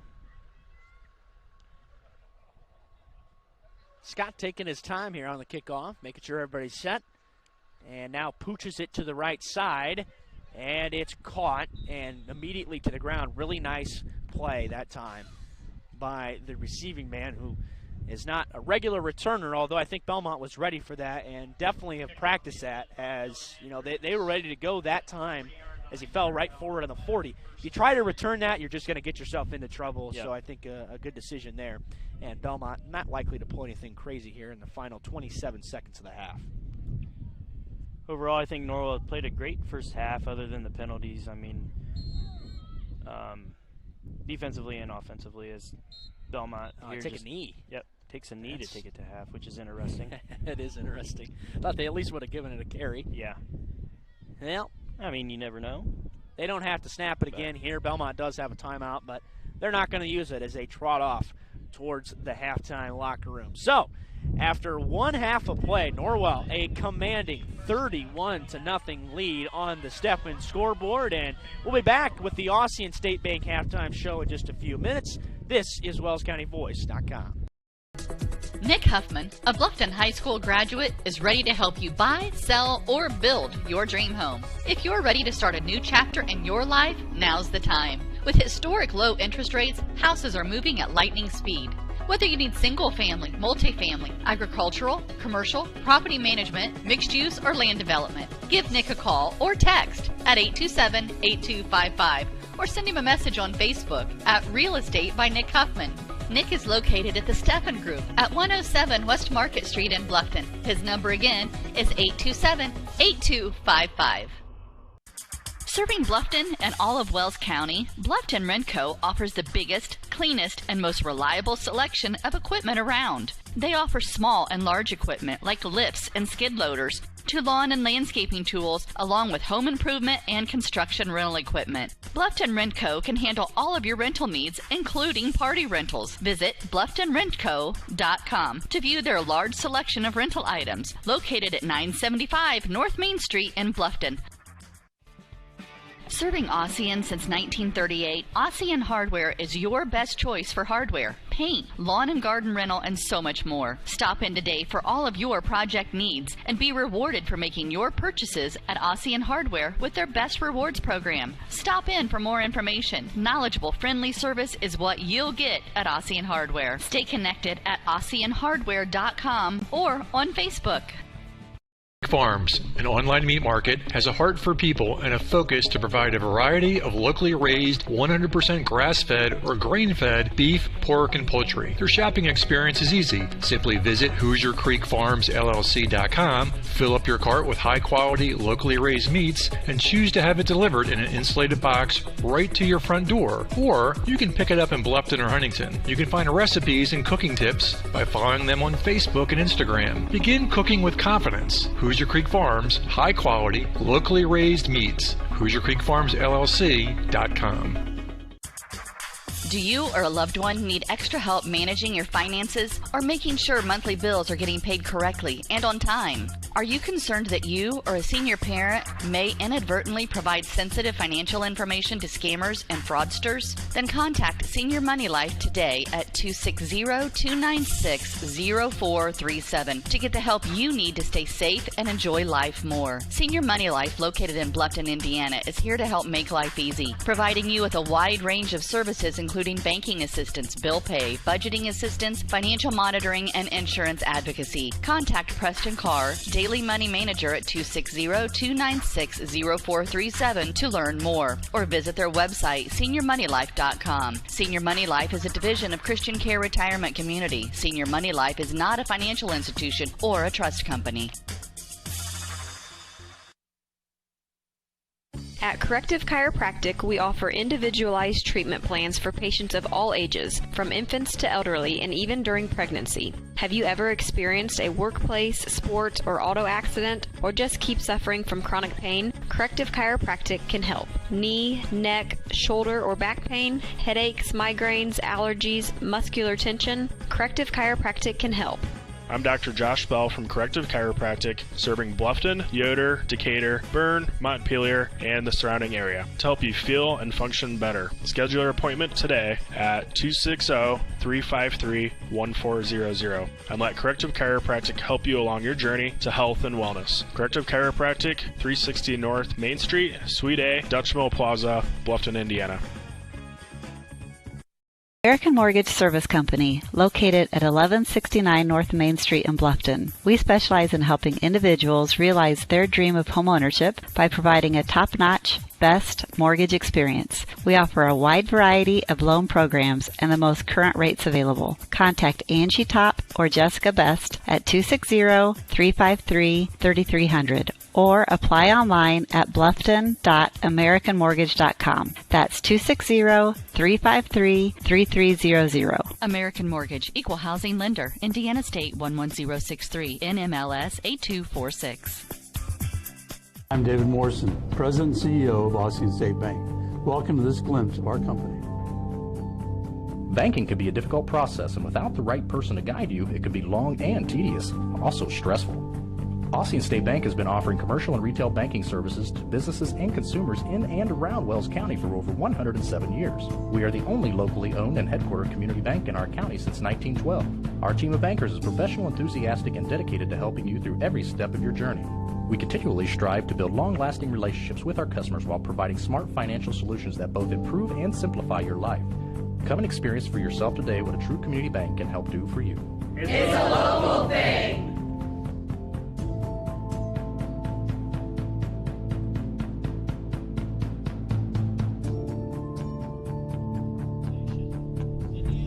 That's exactly the lead-in music we need. Since we're not allowed to play bumper music anymore because YouTube is kind of ridiculous with their disclaimers on copyright infringement and stuff like that, so they can just take that to the bank and we win.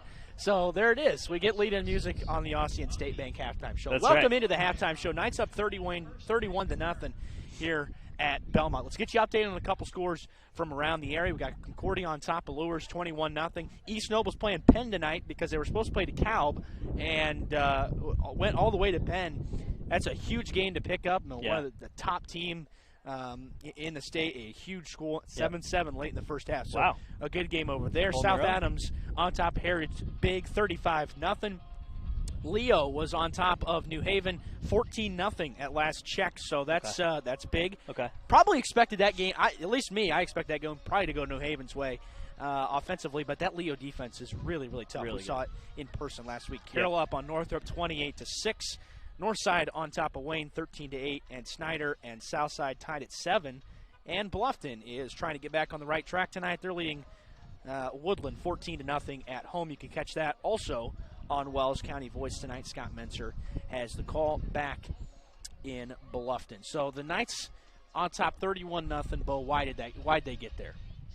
Well, you see they were up 10-0. Caused by penalties, you know what I mean? Like the penalties on the defensive side of the ball kind of stagnated the game, made it 10-0, and then Norwell took advantage of turnovers, 2 Bellmont turnovers deep in their own territory. Norwell took advantage on just 3 plays. They scored 2 touchdowns, and then they punched one there in the end zone with about 30 seconds left in the first half. There, so I mean, I think the Norwell offense, it's good to see them get rolling again. It's good to see the Norwell defense able to recover from their own mistakes. I'm expecting to see some JV in early in this game, especially a conference game. You're in the middle of conference now. Norwell's not a very deep team, as we know. They always never have really been. Not the biggest school, so Norwell is just I expect to see some JV players in early, but when the varsity are still in, I would hope we don't see any more penalties. Especially, they would be really silly mistakes now, up 31-0, and total control of the game. Well, Norwell and Bellmont are as comparable as schools as you're going to get. I mean, these are it's basically the same school. Yeah. I mean, it's 20 minutes down the road, and it's just, that's why it creates a rivalry. These two teams go at it in a lot of different sports. I mean, obviously have shared the same conference for forever since Norwell became a school. And so there's and obviously being in close proximity, a lot of friends and stuff shared, a lot of relationships, and you see these guys around, might play sports outside in club or travel sports, anything like that. So, a lot of these kids know each other, and Norwell has been in firm control of this football game. We talked about Bellmont trying to get off of the regular season loss train, 23 in a row. Certainly doesn't appear they're going to change that tonight. They've had back-to-back winless regular seasons. Again, they made that run 2 years ago to win a couple of sectional games, capped off by a win over Concordia in the sectional semifinal before losing in the championship that season. But Norwell is having no problem here tonight. Of course, Bellmont and Norwell could see each other again. They are in the same sectional. They played each other twice last year. Norwell won the regular season game 31-0. And then won the sectional game 49-0. So pretty dominant in those 2 games as well. This thing shaping up to be pretty similar as we are on the Ossian State Bank halftime show. We want to let you know that they have been your bank in downtown Ossian and on the outskirts of Bluffton for over a century. Why don't we take another time out and hear from some more of our sponsors as we're back with the balance of the halftime show after these words. This is Norwell Football on WellsCountyVoice.com, part of the Voice Sports Network. Are you taking the first step towards a healthier you? Or are you just tired of the same workout? From beginners to fitness veterans, the Greater Fort Wayne YMCA is the place for you. We offer a full range of workout equipment, personal trainers, certified instructors, a full line of classes, an indoor pool, and so much more. Have peace of mind when you work out with childcare available. The Greater Fort Wayne YMCA is so much more. Join today. Visit fwymca.org.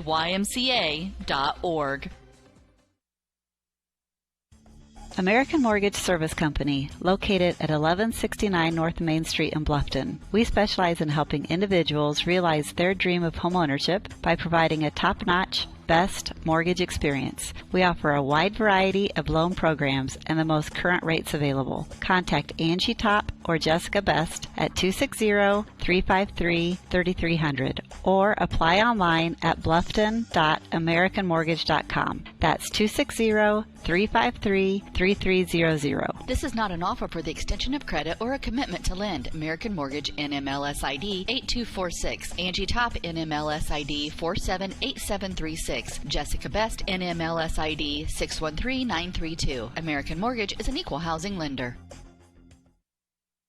Bluffton Roofing Incorporated prides themselves on developing a long-term relationship with their customers, listening to their needs and suggesting the proper course of action, be it preventative maintenance, repair, or replacement. Bluffton Roofing and owner James Worth are GAF certified and are certified weather stopper roofing contractors. Bluffton Roofing is fully insured, protecting you and your home. Call 824-3564 or 307-6313. Bluffton Roofing Incorporated. Quality first home improvements. You don't have to sit at your desktop to listen to games on the Voice Sports Network. Take the game wherever you go. There are multiple ways to tune in. On your laptop, your tablet, or even on your smartphone. Tune into games on the Voice Sports Network at work, in your car, or even at the game. Be sure to tell your friends and family, and thanks for choosing the Voice Sports Network.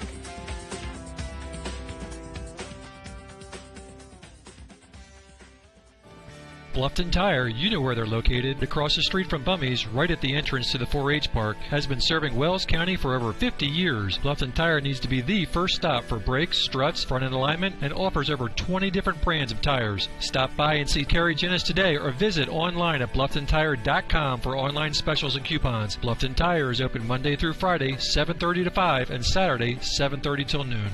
Hi, this is Carrie Jennis at Bluffton Tire, and we'll keep you going. I'm David Morrison, President and CEO of Ossian State Bank. Welcome to this glimpse of our company.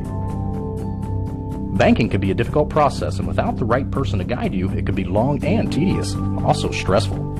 Ossian State Bank has been offering commercial and retail banking services to businesses and consumers in and around Wells County for over 107 years. We are the only locally owned and headquartered community bank in our county since 1912. Our team of bankers is professional, enthusiastic, and dedicated to helping you through every step of your journey. We continually strive to build long-lasting relationships with our customers while providing smart financial solutions that both improve and simplify your life. Come and experience for yourself today what a true community bank can help do for you. It's a local thing.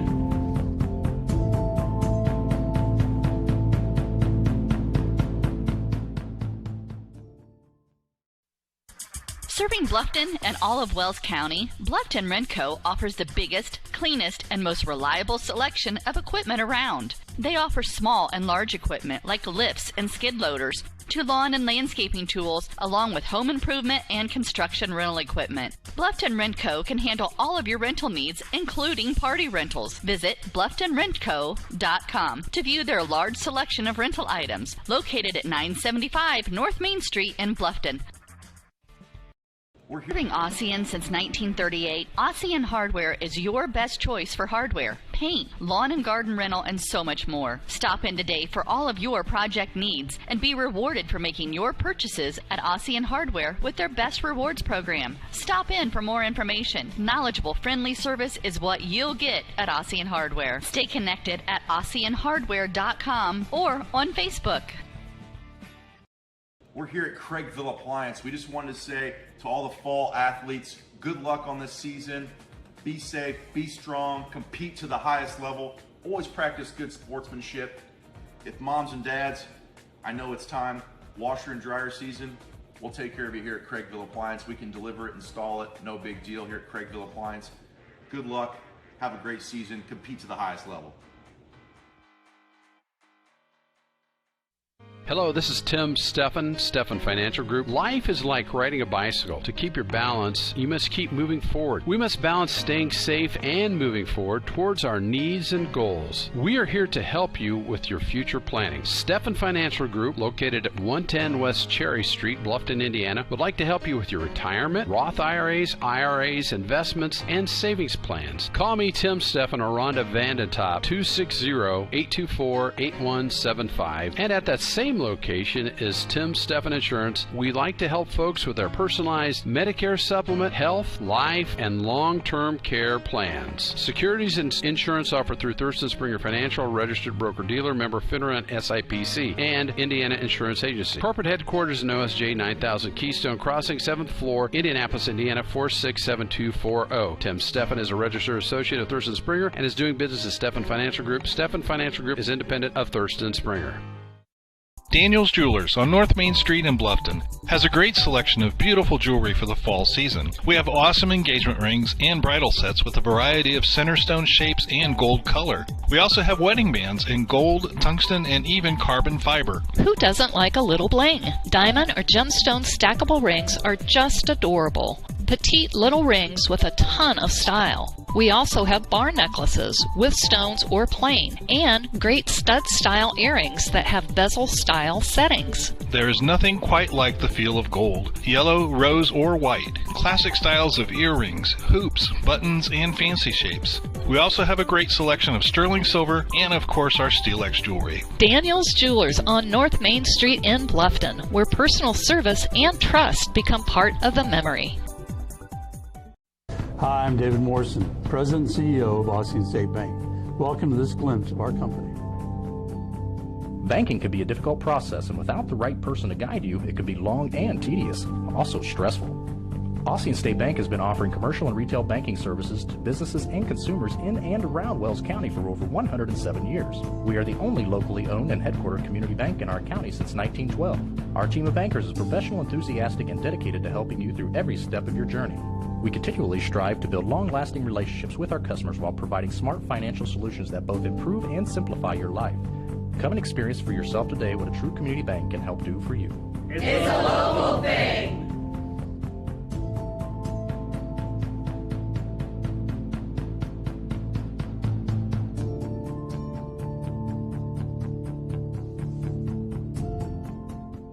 Is filled with fabulous golf courses that offer a variety of experiences and are as diverse and distinct as the regions they're in. And there is one right here in your backyard that you shouldn't miss. Green Valley Golf Club, located at 2635 East, 150 North in Bluffton. You deserve a little time on the greens, so book your tee time, brush off your spikes, and get ready to play. Green Valley Golf Club, located at 2635 East, 150 North in Bluffton, just east of the Stone Quarry.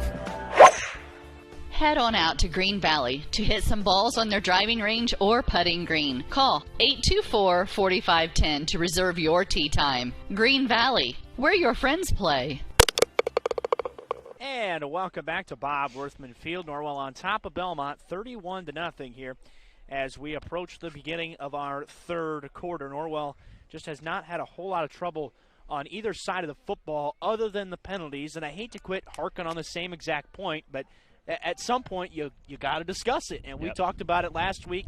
We talked about the market improvement they had in Week 2 against Heritage, but outside of that, the other 3 weeks have been pretty bad, to put it bluntly, for Norwell in the penalty department. Yeah, and they've been lucky that they've been against lesser opponents, but last week wasn't against a lesser opponent, and look what happened. Yeah. I mean, you kill an offensive drive with penalties. I mean, it's what it is. So, yeah, clean up the penalties. We've been preaching it. I know it's easy for us to say and a little harder for them to do, but at the same time, there are a lot of silly mistakes that they're making. I mean, they're not hard penalties to clean up. We've had 2 face mask calls in this game, and that's not something hard to fix. You don't throw your hands up that high when you're making that tackle.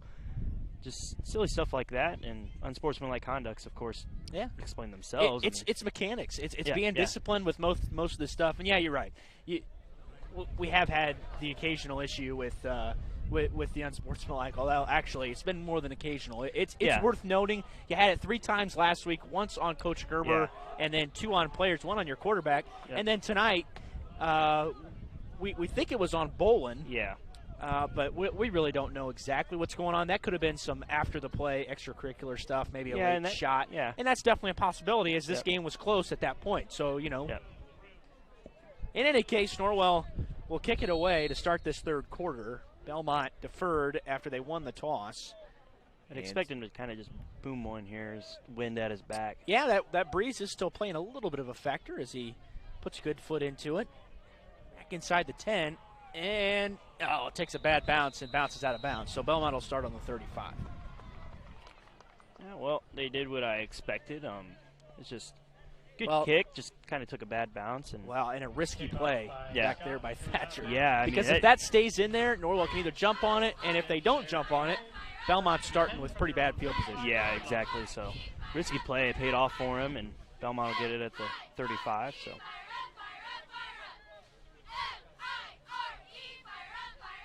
like all the starters still out on this Norwell defense. Yeah, it may be when Norwell gets to that 35-point mark, if they get there. Yep. That might be the breaking point. Of course, then this game will move along whether there are penalties or not. John Ullman back under center for Bellmont. The junior quarterback had a rocky first half, didn't have a whole lot of success, as threw a big interception. Actually, Norwell had a pick six that was taken off the board by Eli Riley in that first quarter after a roughing the passer penalty. Aiden Ford getting the call on first down on the first play of the second half and gets a yard. Yeah, great job by the Norwell linebackers again, just pursuing hard and crashing any gap that Bellmont tries to get. So second down, Norwell is trying to improve to 3-1 here tonight and would even their conference record at 1-1. There's a quick handoff. Another penalty comes in. Joe Laughlin was the ball carrier. Joe Laughlin, the ball carrier. And hopefully it's a hold on Bellmont, because if it's just another silly penalty on Norwell, we're just going to be third face mask. No. Brought down by and like I said, that's something that we just talked about. That's something that just needs to be easily fixed. I mean, you don't throw your hands that high when you're making that tackle. And these guys have seen it. I mean, this is not something where you're getting away with it. I mean, no. Now you're in week 4. Hardly ever will you get away with a face mask. Okay, so this will be second and really short now for Bellmont. Bellmont has had one first down they've gotten all night on their own merit, okay? This Bellmont team coming into tonight's game they went 2 for 11 last week on third down and was just, they just didn't have anything going. Norwell gave them first downs 3 times on third down tonight on that first drive, and then Bellmont converted on a 4th and short. But it's just been all night. That's been all of Bellmont's offense has been the penalty yards. Ball comes out near the end of the play, and it's blown dead, so he must have been down. There's a penalty marker, which means it might be a defensive penalty anyway. As the White Hat blew that play dead. It looked like maybe they're going to get him for a chop block. Yep, chop block. Interesting. So that'll back Bellmont up. Well, so much for officiating to the scoreboard. We've made it precisely 64 seconds into this second half, and we've already had a couple penalties.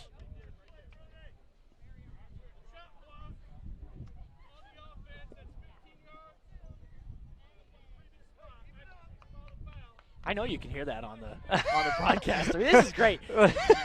This is great. With as many penalties as there's been, every time you hear what the call is, we don't have to repeat that. If we ever have any questions, it's the White Hat. It's like doing a college broadcast where you get the XLR and you get the referee mic, and it's great. I mean, this is great. We've had everything explained very nicely and clearly, especially like you said, because there's been plenty of penalties tonight. Yeah, that's right.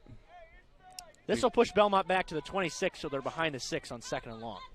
I'm going to be hearing this guy's voice in my sleep tonight with the way how many times it's been said. He's got a good voice. Maybe we should invite him onto the broadcast. Ullman, with the offset eye, has the snap and gives it to the second man in the backfield. That's Aiden Ford again. And just not a whole lot of room there to bring up 3rd and really long. This is not a play Bellmont is set up to succeed in offensively. So I'm going to try to draw a penalty because you've done that plenty of times tonight. So that'd be Bellmont's best chance to get a first down here. Well, I don't expect this Norwell defense to give up anything over the top, and I'm sure they'll stay true to it. You got 2 high safeties and Riley and Morgan. And Bellmont just has not. They've been apt to throw the ball. They've tried. It's just not been all that much there. Ford is finished off by, I think, it looks like Rinkenberger, who comes in to finish the play. Oh, that's definitely Rink. Yeah. You see the celebration. Tell by the celebration. That's awesome. So Norwell had a couple defenders there, and Bellmont's first drive doesn't go that well, and they'll punt, as Norwell will get a chance at a second punt return tonight. This is only Bellmont's second punt, if you can believe that. They punted 7 times last week at Columbia City, but it's been turnovers that have killed Bellmont tonight. 2 of them, and then they turned it over on downs in the red zone on their first drive of the game. Not a bad snap. Rumpel puts his right foot into it. Kind of a wobbling kick. Back at the 40-yard line. It's Bragi again. Bragi squirts through a defender and gets across the 35. Another great return of about 25 yards for Isaiah Bragi. as Norwell's going to set up again in good field position. You know, Breggie's not the quickest guy, but he's a big body, hard to bring down, runs hard. Strong kid. Yeah, and he's kind of limping right here. Hopefully it's just a little dead leg. He works it out. But you don't see a receiver be a punt returner. A receiver his size, at least, be a punt returner very often. And right. They believe in him, and it's worked tonight. Yeah, 6'2", $185. Yeah, that's big for a returner. It is. That's just hard to bring down, especially when he gets going. So Riley has John Colbert back in the backfield with him for the first time, and he gets the ball, spins out of a couple tackles, and falls forward for a first down. A gain of 13 on first down to move the chains. Great run on the first call of the night for Colbert. Yeah, it's good to see him just getting in the game and just acting like he's been in all game. Just a little pep in his step. Getting 13 yards there is great run, great hold by the Norwell offensive line. Almost his longest run of the season. 16 is his longest run. 13 carries in 3 games coming into tonight. The backup running back behind Ringer. And I wouldn't expect to see much of Ringer, especially with that nagging shoulder injury here in the second half. Colbert's got plenty of room again. Gabe Roman tackles him from behind, close to another first down. We'll give him 9. Yeah, I wouldn't expect to see Norwell passing the ball much either, unless they truly have to on a 3rd and long or something as a Bellmont player is down. But, I mean, I wouldn't expect Norwell to pass the ball here. As they're just going to try to keep the clock rolling, obviously, up 31-0. Try to punch this in here, get up to that 35 mark, get the running clock. Well, that's Colton Noonan, the backup middle linebacker who plays behind Laughlin. And he is down for Bellmont. And while he's down, we'll take a short break and return after these words from our sponsors. Thanks for joining us this evening. WellsCountyVoice.com. American Mortgage Service Company, located at 1169 North Main Street in Bluffton. We specialize in helping individuals realize their dream of homeownership by providing a top-notch, best mortgage experience. We offer a wide variety of loan programs and the most current rates available. Contact Angie Top or Jessica Best at 260-353-3300 or apply online at bluffton.americanmortgage.com. That's 260-353-3300. This is not an offer for the extension of credit or a commitment to lend. American Mortgage, NMLS ID 8246. Angie Top, NMLS ID 478736. Jessica Best, NMLS ID 613932. American Mortgage is an equal housing lender. All right, back here at Bob Worthman Field, it's 31-0 Norwell driving. They're at the 10-yard line with 2nd and 1 coming up. And Bellmont was tending to Colton Noonan, the backup linebacker, plays the Mike position for Bellmont.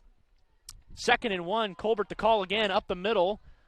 And he's stacked up after a pickup of 5, and it'll move the chains. Norwell is able to get another first down. Again, just haven't faced a ton of resistance in getting first downs tonight. Their offense has been basically able to do whatever they want. Yeah, whether they pass the ball, run the ball, run sweeps outside, inside, it doesn't matter. Norwell's really been able to get anything they want. That starts with owning the line of scrimmage. 1st and goal in the 6 for the Knights. A touchdown here would ensure a running clock for the rest of the game. We're inside of 8 minutes left in this 3rd quarter. The Knights force Bellmont into a 3-and-out. That's Breggy carrying defenders into the end zone for a touchdown. Isaiah Breggy just drug a couple of defenders and just could not be stopped. And Norwell is on top 37-0.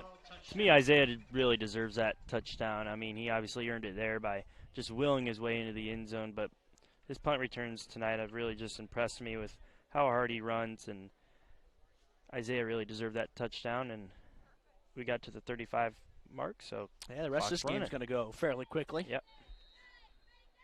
De Leon back on to try the PAT, Bo. Yep, only stops for what? Injuries and end of quarter and scores, right? Jeez. Booming kick. 38-0. Yeah, just overall great job by Norwell. They didn't really have a long field to work, but with the field they did have to work, it's they worked it and ran the ball down Bellmont's throat. Yeah, that's been kind of the mentality now in the second half, although, again, what we're going to take away from the first half is what's important for Norwell, especially through the air. I think that's the biggest stride forward they've made, something that had to be changed going into the meat of this NE8 conference season, and a team that has pretty high hopes for themselves. This will get them to 3-1. It's a Norwell team, remember, that hasn't had a winning season in 11 years. So this is a team that's got a lot to play for, and they're working in the right direction and doing a lot of the right things to get there here so far in this 2020 season. Yeah, it's definitely not going to be easy for this Norwell team to get to that winning season, as you have tough conference matchups just week after week from here on out. But yeah, a competitive league this year. Yeah, definitely. As Bellmont's probably the down team this year in the conference, but everybody else seems to be really competitive. So yeah, there's really there's no other gimme in the conference slate. Yeah, and that's what I'm thinking. So Norwell will have to earn it and clean up their silly mistakes. But if their offense performs like it did tonight, they should have no problem getting to that winning season. New Haven coming up next week. That'll be back at the Courtyard after 2 weeks on the road here. And then they travel to Kendallville to play East Noble, who is, at this point, still the conference favorite until proven otherwise, as Scott kicks that one out of bounds. And Bellmont will again start on the 35. Then you get DeKalb back at home, which maybe you get DeKalb. I mean, at this point, you still don't know with the COVID situation going on up there. They're not playing. They are scheduled to resume play again next week, so hopefully they'll get back on the right track there. And then Norwell finishes the regular season at Huntington before returning home to play Columbia City in the regular season finale. And again, these two teams we mentioned could face each other in the sectional at some point. Norwell is joined by Bellmont. The favorite will undoubtedly be Concordia in the sectional, as it was last year. Norwell gave them a heck of a game, a 17-14 win for the Cadets to move on to the regional. But Oak Hill, Mechaniqua, Peru, Northwestern, and Heritage also a part of that sectional. Of course, Norwell dominated Heritage in their matchup in week 2 as well, as Aiden Ford got the call on first down and got strung out to the edge of the sideline and then was punched out near the sideline and only picked up 2 right on first down. Yeah, backup safety Leighton Bailey there getting in on that tackle. Nice hard hit by him. That's good to see, as we'll see some of these. He's in for Eli Riley, so smart move by coaches there, as I'd expect to see him at quarterback as well. 5'9" sophomore is Bailey, and toured up on the hardwood last winter as well, leading Norwell to a 22-2 season, despite not being able to finish it off, unfortunately. Thrashing forward across the 40-yard line. And Bellmont will bring up a 3rd and 5 after Dyer picks up 3. Yeah, this Bellmont team is really not trying anything differently. We never really have seen them, whether they're down 40 or they're up 40. They're always going to just try to pound it down your throat and stick to their guns. And well, the only problem with that, and obviously this game is out of reach, but the only problem with that is it eliminates any chance of a comeback. The good news is if you jump out early, you are in control of the game. We've seen that happen over here a bunch of times with Norwell. And, they're just able to always control the pace of the game. Late option, ball's on the ground, and it's recovered by Gabe Roman as Norwell brought the house there on 3rd down and forced John Ullman to throw it away. He almost got sacked with it. Instead, he got it to Gabe Roman, and then he fumbled and fell on top of it, and it'll bring up another punting situation for Bellmont. Yeah, great job by the DN there. I'm not sure who that was, but, great job by him just blowing up the play, is going for his assignment as a quarterback, and he surely did, and made him make a quick decision.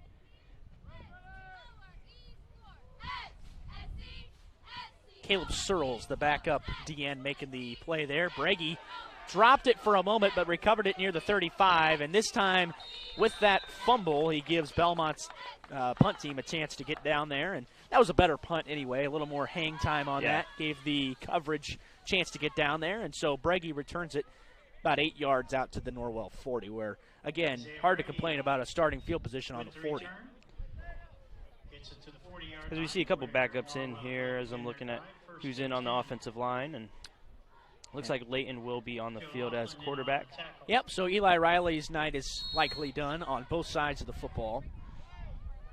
Luke Graft is checking for a play. Actually, they're going to sub him out, as there's Bailey coming on with Bo Morgan. He needs to have a bit of hustle here in his step as the play clock approaches 10. Now they break the huddle. Yeah, Bailey's got to get moving here. I don't think he has an awareness of what's, well, maybe. gets the snap. Bailey throws to Miles Babcock, he's down. who, for whatever reason, goes down to a knee. Yeah, I think that's watching too much college and NFL. Yeah, well, more Or just NFL, because NFL. I was Just going to NFL. say college, you can't do that. So Knee on the ground immediately. you might add some room to run there, too. Yeah, If it's, yeah. And of course, you could say Leighton throw a little better ball, but behind it's first thrown ball of the night. His receiver's hands, he should make that play, but nevertheless brings up second down here, and clock ticking under 3 minutes left here in the third quarter. Yeah, now this rest of this game's going to fly by, and Norwell has gotten themselves their third win of the season. 38-0 margin at this point. And a handoff, John Colbert getting up the left seam and picks up about 5 on second down. Brings up third down and manageable for the Knights. I'd expect to see another run play here. Norwell won't be too disappointed if they don't end up gaining the 7 or 8 yards they need here for the first down. So, well, Norwell's been excellent on third down tonight. They were just 9 of 26 coming in to the game on the season in 3 games. It was a point of concern. They converted the only fourth down they went for tonight. That makes them 3 of 7 on the year. Colbert, huge hole up the middle, and finally finished off by Kobe Baker across the 45. But that's John Colbert's longest run of the season. That's nice, hard run by John Colbert there. Just kind of knowing he needed 8 yards, getting 10 or 12. That's a great hard run by the backup running back Colbert. All right, so Norwell has a chance here to kind of prove themselves with their backups a little bit, although Bellmont's got a lot of backups in there as well. Yeah. So this is a game that has become basically something you're going to see on Monday. Colbert gets a couple. So this Norwell team, again, tonight racking up the yards. This offense is only averaging 257, despite putting up 42 against Jay County, 35 against Heritage. The big yardage numbers weren't exactly there. Against Heritage, they created 5 turnovers, maybe 6 if I can remember right in that game. I think 5. And so they have great field position, not a chance to get a bunch of yards. Jay County didn't get a ton of yards either, and obviously did not accumulate very many yards last week in that shutout. Yep. So the yardage numbers haven't exactly been there, but this has been Norwell's most efficient night offensively, without a doubt. Yeah, and even tonight, I mean, they've had quite a few short fields. I remember one long drive. They started at their own 11 and marched the field. That was a great drive to see from the Norwell offense. But, hey, they've taken advantage of the field position. Belmont's given them from the turnovers or making stops, punt returns, and such. So taking advantage of that, as yards aren't always the key, obviously, as points are more important, and that's what came tonight. I think that's Aiden Kuntz that's into the backfield for the first time now after Colbert ran that second down play. 3rd and 7 for the Knights. It is Kuntz, and he gets the carry, busts out to the right side. There's a block in the back. Yep. Kuntz was able to get inside the 10-yard line, but a very blatant block in the back after Norwell got that first down. So this will bring him back to about 3rd and manageable again. On the carry, gets it all the way down to about So we'll see if they go the same play call. I expect them to go something similar, running up the middle, and maybe a sweep. The block in the back probably didn't need to happen either.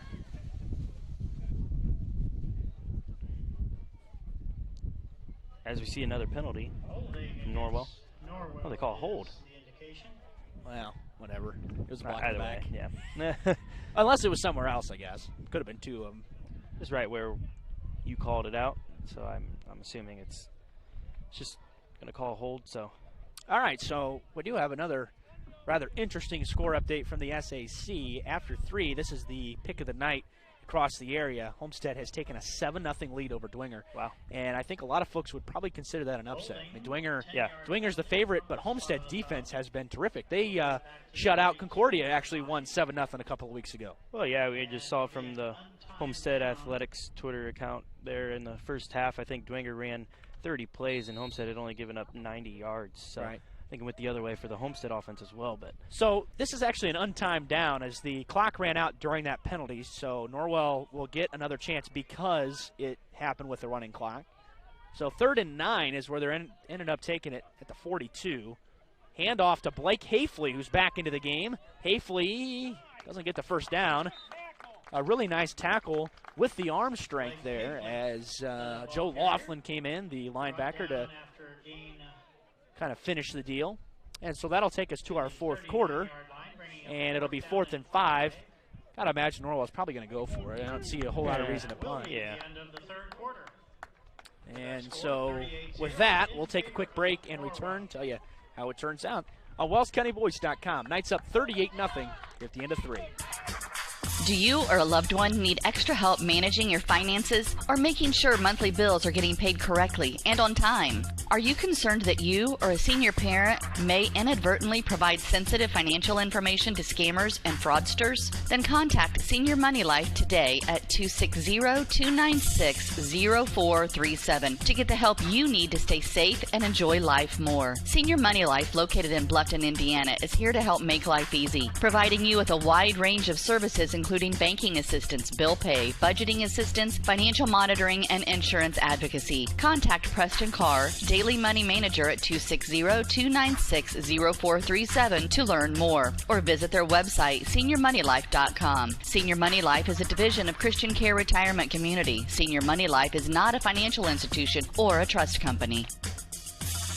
Welcome back to Bob Worthman Field. Norwell on top of Bellmont 38-0 as we start this fourth quarter. JV squads are in for the most part for both teams. Norwell is facing a 4th and 5 at the 38. Eli Riley is into the game to punt this one away for Norwell. And, of course, this fourth quarter won't take long. Nope. As soon as the ball snapped, the clock will roll and won't stop until there's a score or an injury or a timeout.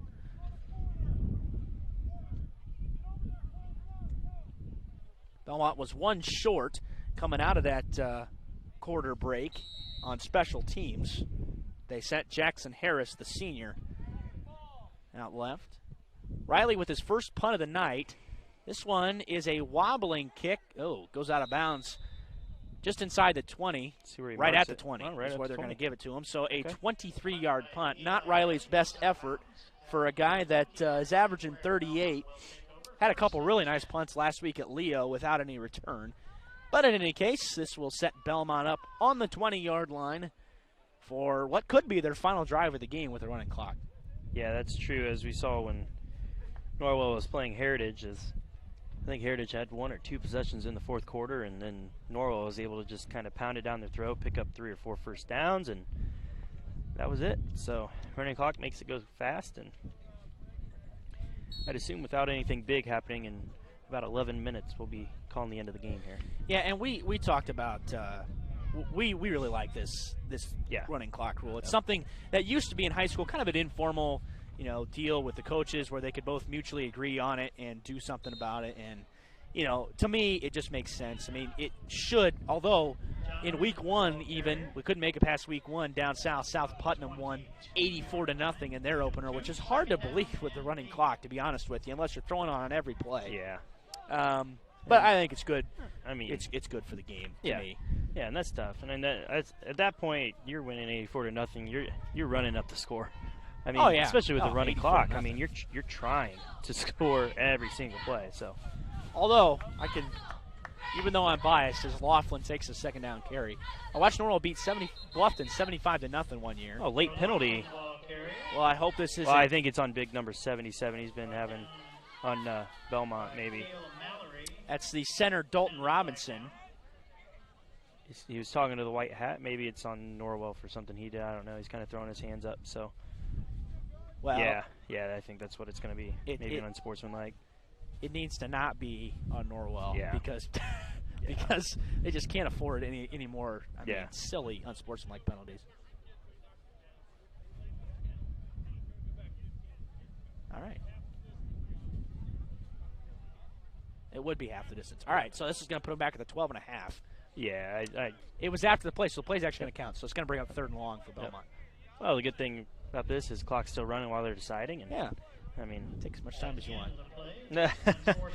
But yeah, I've seen their center there just kind of finish off some plays, and I thought he's been clean. But I know I know he's been being watched. So I mean, it's and at this point you're frustrated. I mean, it's week 2. Belmont hasn't been competitive in either one of their first games, and in this year you don't have the benefit of playing non-con. Now, Belmont usually plays Adams Central and South Adams anyway, so it's not a huge deal. I mean, those are two programs that are really, really good right now. Adams Central's been good for a long time. Adams Central, or South Adams rather, is having a great year. Put it on Bluffton last week. And Ullman's going to pass. He's got a seam route over the middle, incomplete. Looking for Gabe Roman, who had a step on the Norwell defenders. If he was able to catch that, might have had a chance at going the distance. Instead, it's 4th and really long. Penalty kind of hurt this Bellmont drive. Big time. Cool to see Bellmont kind of taking a shot. You're right, he did have a step on the Norwell defender, but kind of just overshot him and brings up a long 4th down as Norwell brings out their punt return team. Bo, that seems to be the difference to me as an outsider looking at first-year head coach Nick Hall. That's a play that Belmont never would have run a couple years ago. So they still are kind of similar in what they do, as Aiden Kuntz is going to return this one from the 45. Has a block down the right sideline. He cuts back, still on his feet. Tackled near the 15. Great field position for Norwell. Great job by Aiden. The senior getting some punt return action and taking advantage of it. Great job. Give him 40 yards on the return. So Norwell's had some really good punt returns tonight. And Aiden earlier on the Norwell's last drive had that really good run down about the 10 that got tackled out of bounds and got called back because of the hold, so that's good for him. Right, that's right. Kind of getting those yards back there for him. So Norwell, an incredibly short field to work with here. Only needs 15 yards to punch into the end zone for what would be their 6th touchdown of the night. Looks like Aiden's going to stay in the game and running back. Keyshawn King coming on late for Norwell and lines up at the left receiver's position. Bailey the snap. Kuntz bounces off a couple would-be tacklers, busts to the outside toward the pylon, plows forward for a touchdown. Aiden Kuntz, a 15-yard run for a touchdown, his second of the season.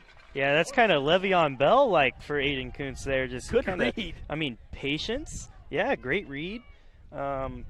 Waiting on that play to develop, and it paid off for him as he just willed his way into the end zone there as the Bellmont defender was standing there, and Aiden did a nice job. Good for him. Well, he had that long run in the opener against Jay County for a touchdown, over 50 yards, and that one goes for 15. So Kuntz, after a 40-yard punt return, rewards himself again with a 15-yard touchdown run, and De Leon boots the PAT through.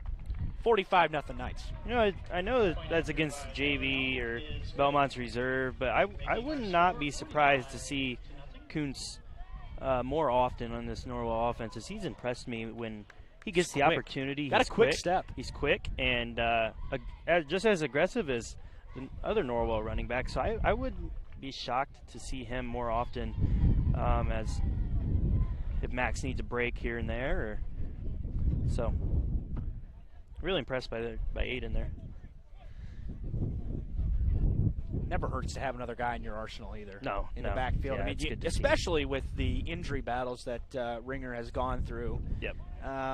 You know, Colbert's a guy that you maybe want to put in on 3rd and short to kind of get the extra yardage. Yeah, that's right. Bit of a thicker back. Yep. But Kuntz may have the speed, and you know he's done a lot of the right things tonight. So good night for the senior. That's right. Like you said, never hurts to have too many. You can't ever have too many weapons. No. Nope. That's not something this Norwell team is used to, really. So that's good to see. We'll see if Josh Scott can keep this one in bounds here as he gets set to kick off into the wind. Do have an update from our big Northeast 8 game of the night after 3. It's Leo on top of New Haven 21-8. So the Lions looking to close in. New Haven not out of it. Second win. There's a fumble on the return. Joe Laughlin gets some yardage after fumbling near the 15 and gets out to the 26-yard line. And now with half of the fourth quarter gone, Bellmont embarking on another drive. Across the 25 to the 26-yard line. See if Norwell can keep this shutout rolling here as they've only allowed still one one offensive touchdown all year, 4 weeks. Well, assuming that they don't give up a score here. Correct. And then we're just going to keep adding stipulations to it. Now, it's not the varsity. It's now the JV that's giving up a touchdown. Yeah. So, again, Norwell's just – their defense has been as stout as it comes. Yep. And Bellmont, even after just completely killing themselves on a drive where they gave up 3 third-down conversions via the penalty, Bellmont marched inside the red zone and still wasn't able to get in. Norwell held strong near the 10-yard line and was able to keep Bellmont out of the end zone in the first quarter. So yeah, they were sniffing to score early, and Norwell did a great job because penalties aided them a lot. So walking off late is Roman, who was the runner there, picked up a couple, and he kind of jogging off, definitely under his own power, but appears to be a bit shaken up. And replacing him will be Jamison Rumpel, the punter.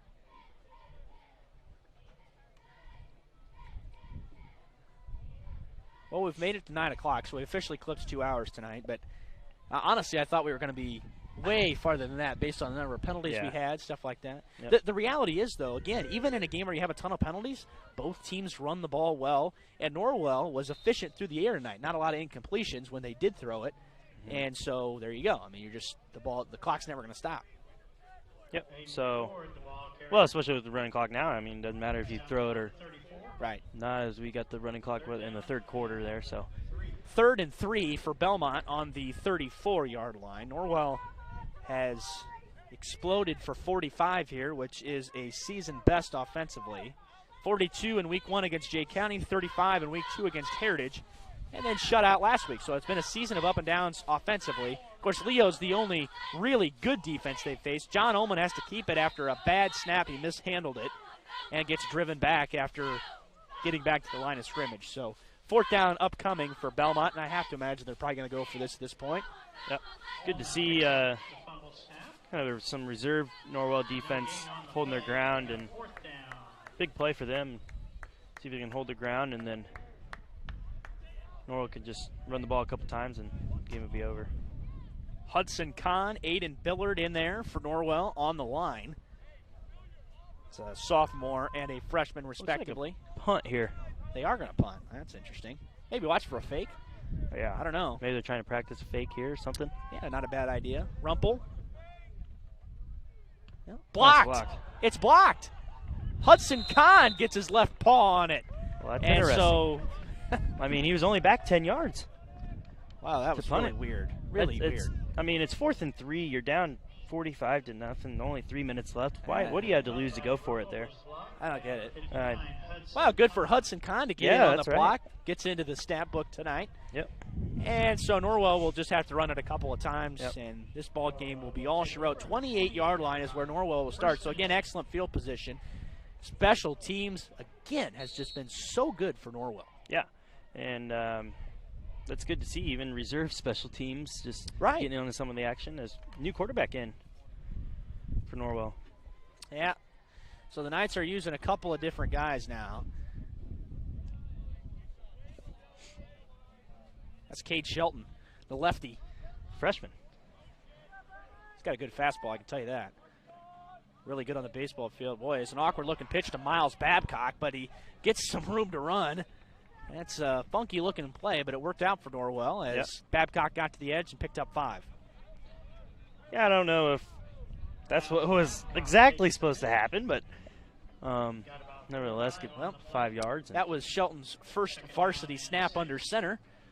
So the 6'1" freshman. Ball resting on the 24. We're inside now of 90 seconds to go in the ball game. Shelton has all kinds of time, and will finally take the snap. Hand off to Aiden Kuntz. Bounce it off another defender, and he's close to a first down. Clock will keep rolling anyway. Yeah. I was going to say good for him to stay in bounds, but running clock. Yeah, he'll actually move the chains. And Norwell will only have to run one more play if they so choose. Ball's on the 18-yard line. Knights will not go victory formation as Shelton. I wouldn't think. Maybe they will. Yep. Looks like they're lining up to it. Yeah. Shelton letting the clock run down, get it inside of 40 seconds, and then you can move along. Wait a couple more seconds. Yeah, whatever. He's going to let it go at this point. Yeah. Shelton takes a knee, and that will be it. Norwell does not have to snap it again. Coach Josh Gerber looks on. Coach Gerber will win his 13th game as a Norwell head coach here in his 5th season. It's been an uphill battle. Remember, Coach Gerber had his best season last year and still really didn't get to the point where he felt like they could have been, had a couple of close losses. And so Norwell will win this one 45-0 as they take down Bellmont and push Bellmont to 0-2 on the season. And we'll take a quick timeout, return, wrap this thing up very quickly for you here on WellsCountyVoice.com. The Knights win 45-0. Bluffton Tire, you know where they're located. Across the street from Bummy's, right at the entrance to the 4-H Park, has been serving Wells County for over 50 years. Bluffton Tire needs to be the first stop for brakes, struts, front-end alignment, and offers over 20 different brands of tires. Stop by and see Kerry Jennis today or visit online at BlufftonTire.com for online specials and coupons. Bluffton Tire is open Monday through Friday, 7:30 to 5, and Saturday, 7:30 till noon. Hi, this is Kerry Jennis at Bluffton Tire, and we'll keep you going. Do you or a loved one need extra help managing your finances or making sure monthly bills are getting paid correctly and on time? Are you concerned that you or a senior parent may inadvertently provide sensitive financial information to scammers and fraudsters? Then contact Senior Money Life today at 260-296-0437 to get the help you need to stay safe and enjoy life more. Senior Money Life, located in Bluffton, Indiana, is here to help make life easy, providing you with a wide range of services including banking assistance, bill pay, budgeting assistance, financial monitoring, and insurance advocacy. Contact Preston Carr, Daily Money Manager at 260-296-0437 to learn more, or visit their website, seniormoneylife.com. Senior Money Life is a division of Christian Care Retirement Community. Senior Money Life is not a financial institution or a trust company. Back here at Bob Worthman Field for the final time, Norwell wins this one 45-0 in front of a limited capacity crowd. And Bo Norwell kind of got off to a slow start and had a lot of penalties and a lot of things to overcome, but in the end comes away with a very comfortable 45-point victory. Yeah, I don't have much to say. Not much to complain about other than the penalties, but I think we've done enough of that tonight. So just compliment this Norwell team for succeeding on offense and defense remaining just as strong as they have been all year. This Norwell offense got rolling again. Hopefully Norwell can continue that into next week and so on. So conference play continues next week with New Haven at the Courtyard, correct? That's right. Bellmont will go back on the road over to Huntington North, who that's been a team that has been streaking, and they've looked really good and looked like a fun team to watch. And so that'll be a fun one down there in Huntington at Craig Baum Field. Leo is still up 21-8 at our last check in the fourth quarter on top of New Haven. Of course, Leo could improve to 2-0 and take a big step forward in taking down a couple teams who have a chance to at least contend for the title. Not saying by any means Norwell or New Haven were favorites, but both teams that were expected to be in there towards the end. Dwenger, by the way, in your SAC update on that game of the night, Dwenger has taken the lead with under 5 minutes to go, 14-7, so back-to-back scores for them. That'll do it here from Decatur. On behalf of my partner, Christian Bohanna, and our owners, Scott and Dale Menser, this is Derek Decker saying so long and God bless. We hope you enjoyed this broadcast on The Voice Enterprises. Remember, none of this would be possible without the support of our sponsors. Please take time to tell them thank you and use their services whenever possible. Join us again next time on WellsCountyVoice.com.